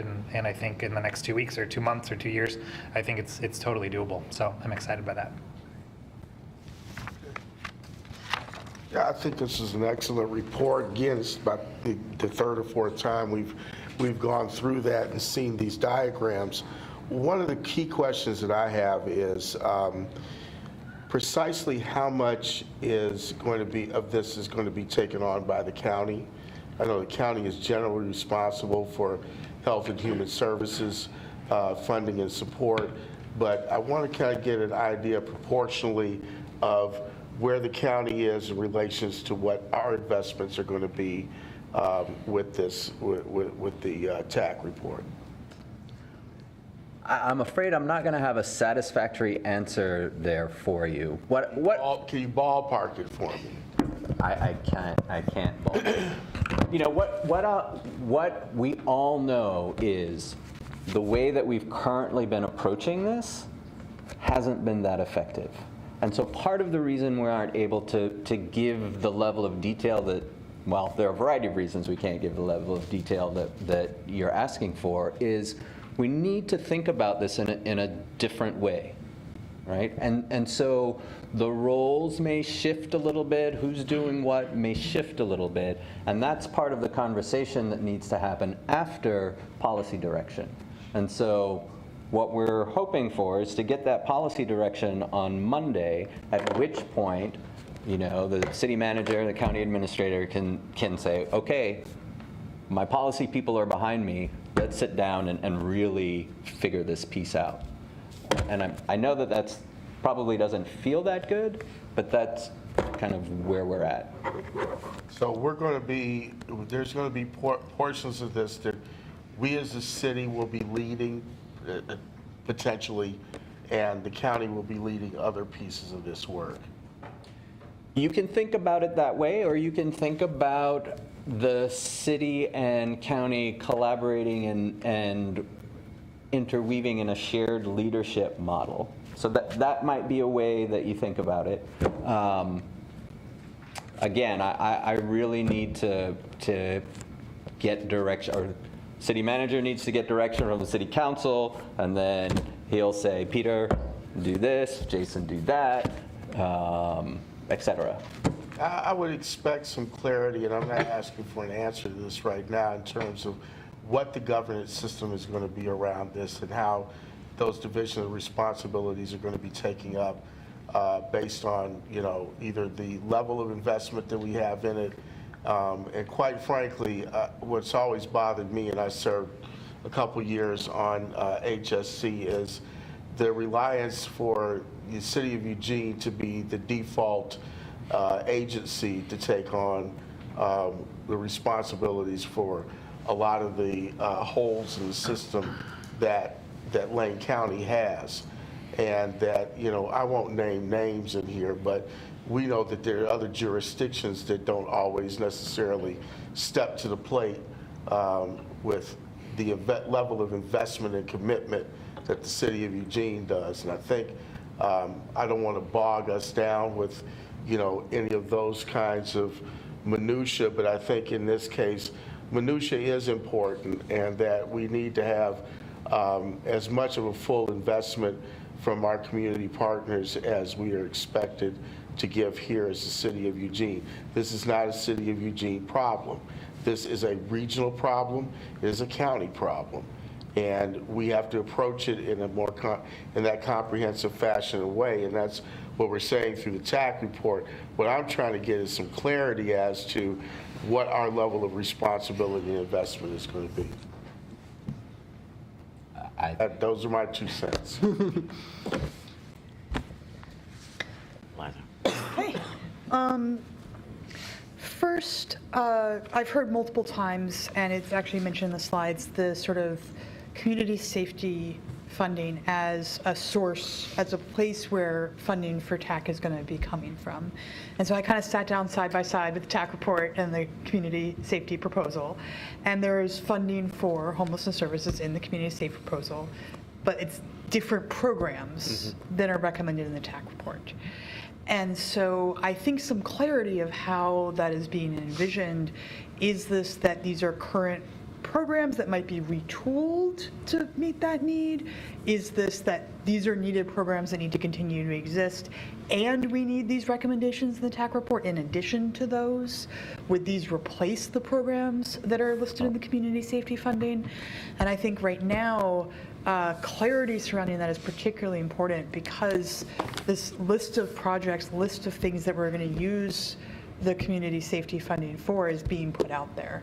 And I feel like if we're saying, like, okay, we're going to use that to fund dawn-to-dawn programs and community court, and that's what's in that list of things we're going to fund with this money, does that reduce our flexibility to say, you know what, dawn-to-dawn isn't the right solution? We're looking at more permanent housing and not at shelters much. We have less need for shelter. Understanding how those two intersect more than what I've heard of both have funding for these types of services, I think would be really helpful. The second thing I had relates to who's involved in these conversations, particularly surrounding funding. How much conversation are you having with the state, particularly OHP and the Health Authority? I know that a lot of the funding for the supports that are needed, mental health services, behavioral health, substance use treatment, ultimately is funded through OHP. And I know there's a lot of conversation right now going on surrounding how behavioral health is integrated in to the care systems that are being provided. And so is that conversation happening? Those conversations are happening, as well as what's happening at the state level related to permanent supportive housing. So all of those things are being explored. Again, we still need that policy direction before we can make decisions around who's funding what. So, but there is... Yes, absolutely. And then the last question I had was, I think, similar to a couple others surrounding, and I'm going to run out of time, so I'll probably want my second round, was similar to do with the timeline for this. Because what this report is saying is that if we do nothing different, we're going to see a rapid increase. And how rapid is rapid? Because we're having a lot of conversations about we need to get this right, and we need to explore funding sources, and I know looking at the funding sources for, okay, I'll wait till my next round. Councilor Pryor. Thanks. It's absolutely true. We've been talking about this stuff literally for decades. And part of the challenge has been in all of our conversations in not being effective at doing something, I think is because it's so complicated and so uncoordinated. Look at that chart. Look at that. That is complicated. And it's very easy for that many moving parts to become uncoordinated and ineffective.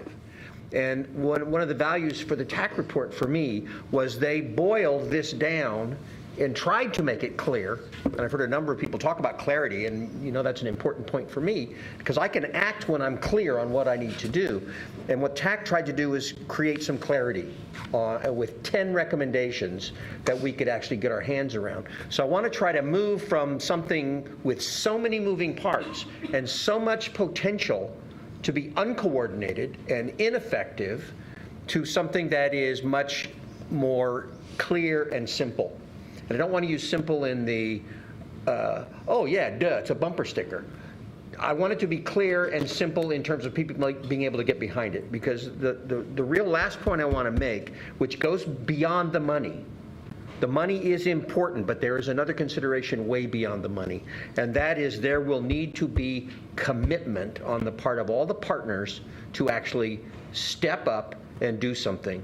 There will always be reasons to step back, whether it's the government stepping back or the providers stepping back, and I have actually seen that happen. I'm getting a little nervous here, so I'm going to step back. We all have to step in. We all have to be committed. And that's going to require an extraordinary level of cooperation on the part of everybody. And that's not something we've always had in the past. Something with this many moving parts and this complicated and this easy to become inefficient can lead to a real lack of cooperation.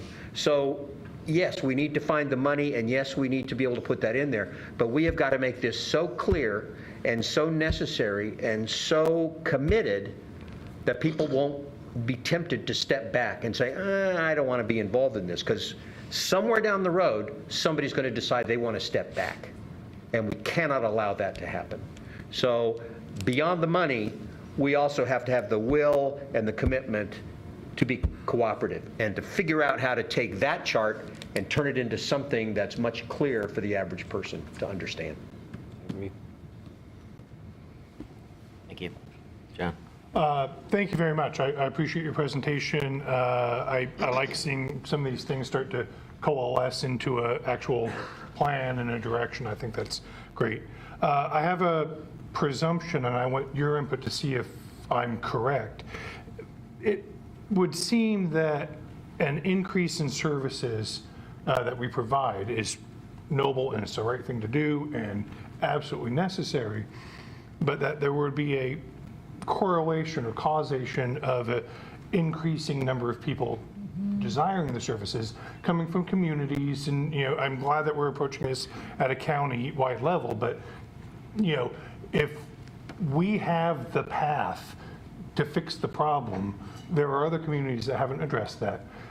Is there any way that you have projected, and how do you project an increasing level of service needs, and what does that do to the budget, as far as how many people we need and how much housing and all this? I mean, there's a simple answer, right? So if we get better information around the need that's out there, we're expanding that left-hand side. There's going to be a roughly equivalent need to expand on the back end side. I think what we need, I can't say this strongly enough, we have to think about this differently. And so we can't just pursue the way that we've currently been doing it, except spend more money, right? And so there's a piece around collaboration that's hugely important, and will and engagement. I don't have the answer. It will require more resources. Whether those resources are experienced by governments as costs or by people as costs, maybe not necessarily. Is there another way we can get to 350 units of permanent supportive housing that doesn't require matching funds, gap fund. I can't even, I still don't understand how the funding happens for permanent supportive housing. It's so complicated. Yes, if we need more housing, it's going to cost more money. And can we tell that story in a compelling way such that we understand that effort as an expression of our dignity as a community, not as a service that government provides to its clients? I mean, that's a model that I think we need to move away from. And I don't have the answer right now. But in working with the steering committee, talking to advocates, talking to people who are experiencing homelessness, there's energy out there to get a different outcome. I think there's broad recognition that the way we've been pursuing that outcome historically hasn't worked. It hasn't worked here. It hasn't worked in the country. And you know, I don't know exactly how things are going around the world. But we need to do something different. As we figure that out, there are urgent needs that we need to respond to, and that's where a shelter comes in. That's where some of that flexible funding comes in. And so that's stuff that kind of resonates. I kind of know what a shelter is. I kind of know what some flexible funding is. We don't yet know how to build 350 units of permanent supportive housing in 3 years. Right? We haven't figured that out. And I wish I had the answer, and I'm not going to pretend that I do. But I know that there's energy, and I have a lot of respect for the people that I know. I know there are folks who are out there who are aching to plug in, who don't know how to plug in.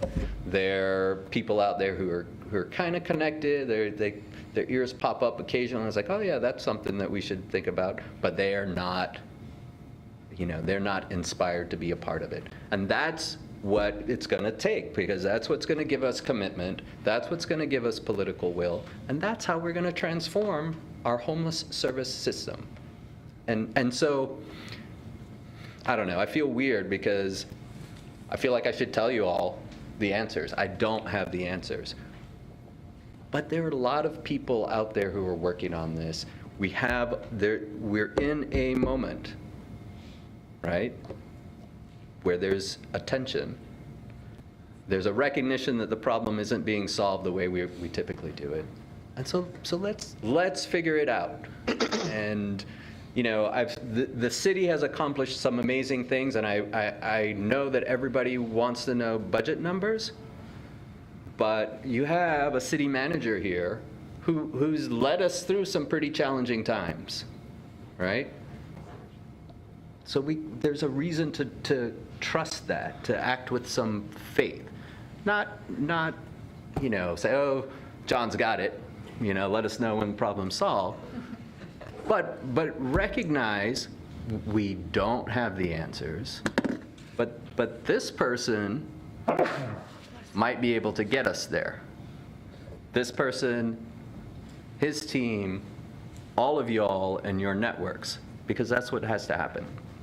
So, I don't know. That's all I got right now. I appreciate that, and whether it's 350 units or 700 units, I think it's important to remember that those individuals do make the community a better place and have value that they bring. Right. Second question, I'm not sure if you can answer, if this is for John. Does the city have any idea how much we are currently spending on the homelessness, unsheltered, you know, the issue in general, you know, and that's whether through police interactions in court and cleanup and cahoots and, you know, ER visits and all these other pieces not necessarily being borne directly by the city, but are costs of the greater problem. Is there any idea, any speculation what that number might be and how that might decrease if we actually spend the money to fully implement this plan now? The numbers that we would know are more the direct costs. We know what it costs for community court, for example, or we know what our costs are to support rest stops and those kinds of things. The costs that we don't have are the indirect costs, and I'm not quite sure how to get to that. So for example, if you were to come to the library tomorrow, what you would notice is we have library employees that are interacting with unsheltered folks on a frequent basis. So how does that get counted or not counted? If you're out in the park system and people are interacting and they're assisting or doing something, those are sort of those indirect costs that we don't have. The direct costs are much easier to capture, but it's not the whole story. But I think what I do appreciate your question, because it's a great question if at some point we can capture that. And what that is that if this works the way we believe it will and is transformative, some of those other interactions decrease. And so the people that are in the library using this as a shelter may in fact have other places and other options that are actually better options for them, which now the people in the library are actually having a less indirect interaction. So over time, it would be interesting to try to at least anecdotally measure some of that or look at some of that. But I think it's a great question. I just don't know how we get to the indirect cost of that, because it's Never accurately, Yeah. of course, Yeah. never accurately. But, just to try to somehow put some context to the magnitude and the cost implications that this problem is having on the community in general. Right. How much is Peace Health paying out? How much is, all of these things? How many less police officers do we have to have if we don't have to have 1,000 interactions a year, or whatever the number? But you're building capacity in other ways, right? You're building capacity in the police force and the fire force and the medical and all by virtue of they're not doing this, so they have capacity to do this. I think that's the question. And but it's not less.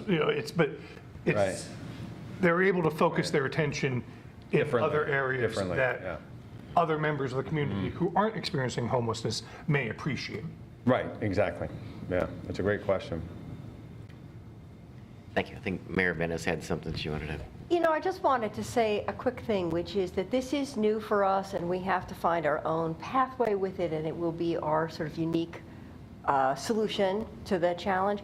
But we're not the first city to walk this path. Other jurisdictions have done this.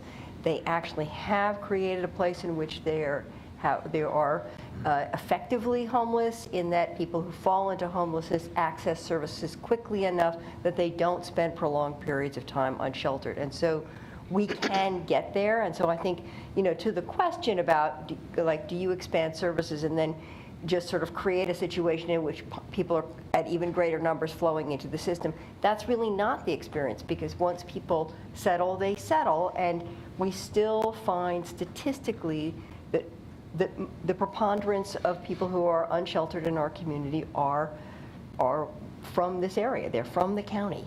So we can look to others to sort of solidify how we're proceeding, and I think that was the value of having the Technical Assistance Collaborative, because they had that national experience. They had seen these things in other places. So, it's new to us, but it's actually not brand new, and there are other models out there. So we have our unique circumstances that we have to address. But I think the experience supports that once you invest in it, that 5 years down the road, you're looking at a very different situation than the one you're trying to leave behind. Thank you. Well, I think we put this on the agenda tonight because of the energy that we had last couple weeks ago around the topic, and kind of bringing everybody up to the same level. I know the counselors have had many opportunities to hear the TAC report, and as we know, Monday we have a meeting and we're going to get more info. The stakeholders are presenting a plan, a framework, and then there's going to be different leadership roles for the county and the city to take a place, and then there'll be assumption of those duties and calculations of costs. And so what we wanted to do is bring everybody up to the same knowledge base, understanding of what's happening, and this will be a regular conversation moving forward in this year and the years to come, I'm sure. So that was the idea, and if I don't mean to have anyone thinking that we're going to have some specific actionable cost and find revenue to pay for it tonight. That was not the goal there. So if you would just bear with us on that, I try to make sure that we are on time with the information you're looking for as we move through the budget process. So I believe we had Ryan first in the queue, and then followed by Councilor Zelenka and Ty. Yeah, I appreciate that this is maybe the third, the fourth, or maybe even the fifth time that we're getting some of us are getting an in-depth walkthrough of this report. I totally appreciate that. But at the same time, we have had some really good questions asked tonight about the report that wouldn't have been asked if we hadn't gone through it right here today. So I just want to acknowledge that. Also, there is a fear out in the community that the city will be kind of taken advantage of if we start expanding these services. And it's less of a moral argument, or like, it's not so much that we need to focus on the compassion aspect of expanding these services, implementing the TAC report. It's more about a fear that people will come in and abscond with the city's money, essentially, right? And I appreciate what Mayor Vinnis said. There is also another story about this. Part of my background is I worked in Lane County Treatment Court for a couple years. It's really hard work to change your life. When you're unhoused and living out on the streets, it's really hard to fix that. You don't just snap your fingers and say, ooh, I want to start being in a house tomorrow. There are all sorts of changes you have to implement to do it, right? And, you know, at the end of that process, what the city has, what the community has, is a productive member of society. Someone who isn't a net drain on services from the city, but actually contributes back to society. So in that sense, and perhaps, and this might be a controversial opinion, but perhaps people coming in and going through this process, investing all this time and energy in their lives into becoming different people, would benefit our community. So there's that other story I wanted to point out. And also there is a little bit of urgency for this budget committee to address this issue. I had the chance to watch the City Council's deliberations earlier today online while I drove back to Eugene. One of the things talked about was sort of a lockbox mechanism or a charter amendment that might be put to the voters. And I'm not quite clear on the timeline of that, but if that were to be implemented and it were to be referred to the voters and it was put in the charter, our funds from this community safety initiative would then be dedicated. So if we're going to talk as a group about what portion of this new revenue stream could be used on these services, it has to happen soon. If we're going to lock this in place, we're not going to be able to easily change that. And hopefully, I don't know, maybe Monday we'll be able to get some clarity on that. Maybe that's a further out question, but I just do want to point out that we may have some more urgency to this.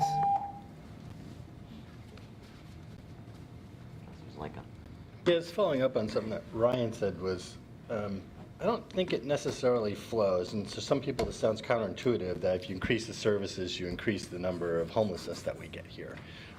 And in fact, from 2012 to 2016, we had a pretty substantial drop in the homelessness count. At the same time, we were increasing budgets, increasing options, and increasing services. So that's a case in point where those two things don't necessarily line up. I think it's not correct to say if we do this, we'll just get more people here. I don't think that's actually the way it will work. I think we'll actually get less people homeless. And as to your point about the services, you know, if Public Works isn't spending time cleaning up homeless camps, they'd be spending time cleaning up parks or doing some other thing, or if the EPD is not dealing with interactions with homeless people, they're going to be out catching bad guys. So it's not that we get a reduction in cost, we get better service from the people that we're already doing. A little bit of context about the TAC report, though, I think is really important, especially for people watching on TV. You know, the typical way that you go through a process like this is you figure out what the problem is, you do the analysis, and you get a report, and then you get policy direction from the elected leaders, and then the staff goes away and does a plan with details about it, and then you come back for approval, and then you implement it. But where we are right now is we've done the analysis and we've got the report. The next phase on Monday is actually to get that policy direction. And then they can go off and do the analysis that we want. And what we have right now is just a report. It's not a plan. And so my best outcome for Monday is that we actually do give directions to the city manager and the county administrator to team up and go out and create a really detailed plan with programs, timelines, and budgets to bring back for approval by the council and the county commission. And that will be a tremendous move forward. So I think that would be really an excellent outcome of that meeting. Two other things I wanted to clarify for folks is that the Human Services Commission, I was on it for 10 years and chaired it, takes great strides to make sure that it's not duplicative or overlapping services. Actually, every one of the services is a contract for a unique service that gets one, maybe two people doing it if there's not enough capacity within the nonprofits here. But it may look like there's overlapping or duplicative services, but when you talk about homeless services and there's 12 things in it, but they're all discrete things, that's all homeless services. It looks kind of duplicative, but it's not. And they take great pains to make sure that doesn't happen. And then finally, the 130 people getting into the system, that's actually, it's not a net number. It's the gross number of people going into the system using the services for the first time, right? We don't know how many people leave the system. If it were 130, we would double the amount of homelessness people we had in 10 months. But that's not happening. So there's a lot of people leaving the system into homelessness and stability that's not reflected in that number. So a lot of people have a misinterpretation about what that 130 means. Thank you. Ty? So I really appreciated Councilor Semple's comments. I think you're looking for the same thing I am, which is just hard numbers so we can take action. In terms of what we can do, though, I think we have the $1.9 million that previous budget committees have allocated that can go directly, that's already allocated for things the report speaks to. And I would note that the $1 million that's allocated for a shelter was allocated without blueprints. The fact that we don't have an explicit plan doesn't mean we can't put money aside for the project. So something that I believe is in the power of this budget committee is we can look at that 1.9 million and without knowing the details of our implementation plan in fiscal year 2020, we can say if we don't think that the 1.9 million will be sufficient for what we want to do this year, but we think 2.2 would be, we can attempt to find $300,000 to add to that allocation. That is within our power. And I don't think we have to have this specifics of what the next year's implementation plan looks like set in stone yet to do that, because previous budget committees have allocated that money with very general lack of plans as well. So that's something I think we have the capacity for. So that's a reason I'm very glad we're having this conversation. And I think talking about that possibility speaks to what Councilor Pryor brought up, which is that commitment. When I look at the idea of dedicating one-time funds towards TAC implementation, whether we have a plan in place or not, it feels very similar to the bridge funding we did for the Community Safety Initiative when we didn't know how to fund it yet, not the ongoing component. Our assistant city manager earlier today, speaking about the bridge funding, said that one-time funding was in essence a down payment and commitment to finding a long-term revenue solution. And I think that exact same principle applies to TAC implementation as well. So we don't have to have the plan set in stone or necessarily wait for all the policy advice before we have the ability to act to put more money towards this, make it available so that as a plan is developed, there are funds for immediate utilization and implementation. So that's why I'm glad we're talking about this. Thank you. Liza? So I think like many of the people here, I'm looking at what the sort of timeline is. Like, I can understand that we can't as budget committee figure out a funding source in the next 2 weeks and have that happen. We saw how long it took to do the process for the community safety piece. But I'm concerned because the city produces a lot of plans. And this is a really good plan. And a lot of the plans that we produce take a very long time to get through the process that Councilor Zlinka described, where you have a plan, or you have a proposal, and then it goes to council, and then you find a funding source, and all of a sudden it's 5 years later. And this doesn't seem like a situation where we can say, oh, and now it's 5 years later. And so I really am kind of looking for how are we going to signal that commitment that this is not going to be, we're back at budget committee this time next year being like, oh, yeah, well, we still haven't spent that 1.9 million, so it's still in there. You know, and I will say, we had a discussion about the public safety funding at budget committee last year. And I believe one of the things I said was, I really hope that this is solved by this time next year. And it's closer to being solved, but it's not solved.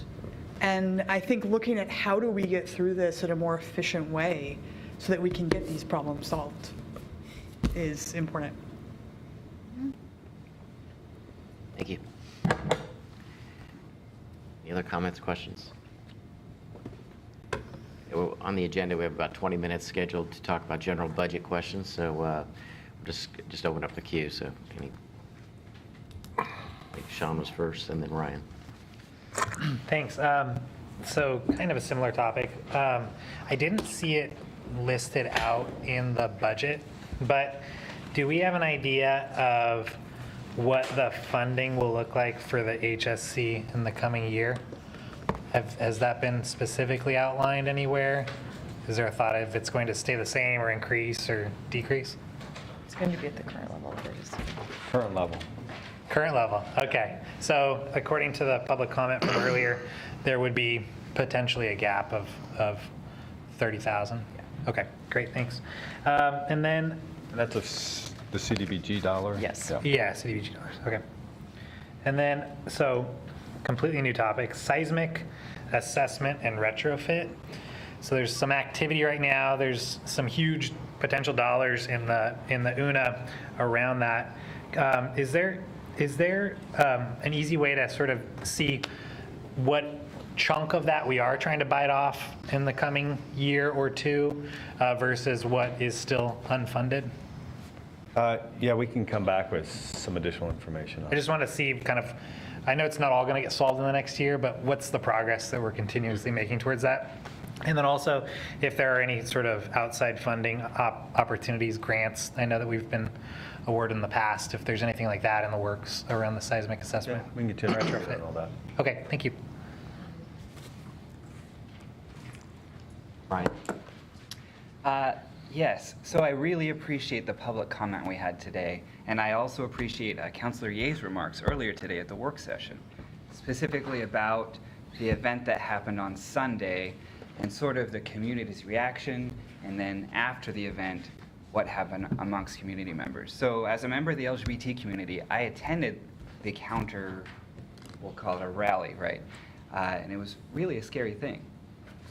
I can see really tangible benefits in something like a multicultural liaison position, right? And after this event happened, I had the privilege to sit down with some other community members, mostly people of color, and sort of debrief and process the pretty traumatic event we'd all gone through. And that's another area in which a position like this could have great benefit in sort of coordinating these responses to traumatic community experiences. And I know this is kind of a policy question, but a large part of what the Budget Committee does relies on is there motivation to dedicate funding to certain areas? And I think there is a significant motivation to dedicate funding to a multicultural liaison position. And I hope we'll talk more about that too moving forward. Thank you.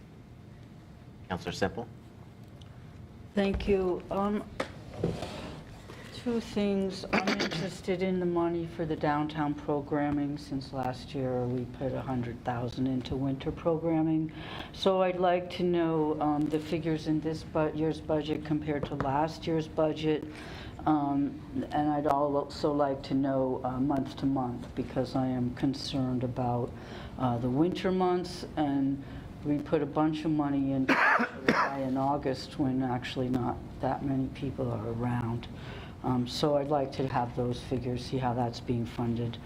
And then this is just more of a general question of hopelessness, I guess, but we've had so many capital things, and a couple that come to my mind are the animal shelter and a new fleet building and our seismic problems with the bridges. And these all sound like pretty expensive things to me, and we're already spending a lot of money on a lot of things. So I'm just wondering, you know, is there any possibility of us getting to those things? And just like some information, you know, when I ran, people asked for an animal shelter, and I said, yeah, that's a good idea. So yeah, it's a good idea. Where's my animal shelter? And I want to protect the cars and the trucks that were going to protect us. And I know the Army Corps will come build me a bridge across the river, but until then, I hope somebody's got the ferry going again. Thanks. Liza. So I'm under the impression that there was a budget committee before who every year brought up we need to have more discussions about revenue. And so I feel like someone needs to carry on that tradition. I feel like we are always talking about what we're expending. There are always way more things that we need. That unfunded needs assessment is really, really long. And we come into budget committee and we sort of talk about like, well, we could do this one, we could do that one, but we don't really look at sort of the, you know, what are our priorities overall, more broadly, very much, and we definitely don't look at long-term sustainable revenue. When we talk about revenue, we're talking about it for a specific thing. Can we pay for this from the reserve for revenue shortfalls? Can we implement a program, a funding source that is going to be lockboxed? I think kind of maybe looking at the big revenue picture might be an advisable thing. Subcommittee next year. So I wanted to bring that up. Thank you. Councilor Ye. No, thank you. I wanted to echo what Ryan said about the recommendation from the Human Rights Committee, and thank you, Bonnie, for coming and bringing that to my attention. I've kind of had it in the back of my mind thinking about it. On the unfunded needs, my understanding is it is set under cultural services and not at a higher level like is being recommended. And I'm wondering if we could get back whether that would change the amount of money that would need to be allocated for that position. I assume that if it was put into the city manager's office at a higher level, that would be a higher cost. So.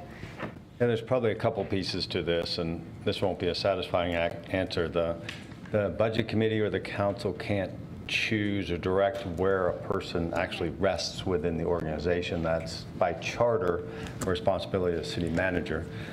With that said, what we would do if that eventually got approved, then we would try to put it in the best place that becomes most effective and most efficient for what that scope and what their mission is. And so not knowing all of what that is, I think the dollar amount would probably be the same because what it represents isn't a place in the organization. It represents a series of duties and responsibilities that are comparable to others in the organization. And so that's what the dollar amount represents.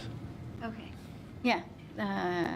I would also, with Ryan, I would like to see that added to the budget, and I would appreciate hearing from other folks what they think about that. And that's all I had. Thank you. Exhaust the queue. One more time. I'll just, at Councilor Ye's request, add my voice as someone who thinks that would be a very valuable position, and I hope we continue to talk about that, and I really hope we're able to fund it this year. Councilor Semple. Thank you, Eliza. I'm glad you're on the committee. I agree we need to look for revenue, so here. Any other comments, questions? Okay, we have 2 more meetings, May 15th and May 22nd. Talked about the motions, be working with your budget buddies, the city staff to craft those. You need information around how to craft those and what they should look like and what they've looked like in the past. We've been working with members of the committee already on that, and we can very much help you with those. A reminder that the May 29th meeting is canceled, so we do have the same number of meetings as we've had in the past. We're just going to be concluding May 22nd with a recommendation to the City Council for the proposed budget. So 5 o'clock on May 16th, we'll need your final motions so we can start organizing those, and then we'll put them in an order as we see how time will flow with each of the different topics, just as we have in the last 3 years. Any questions?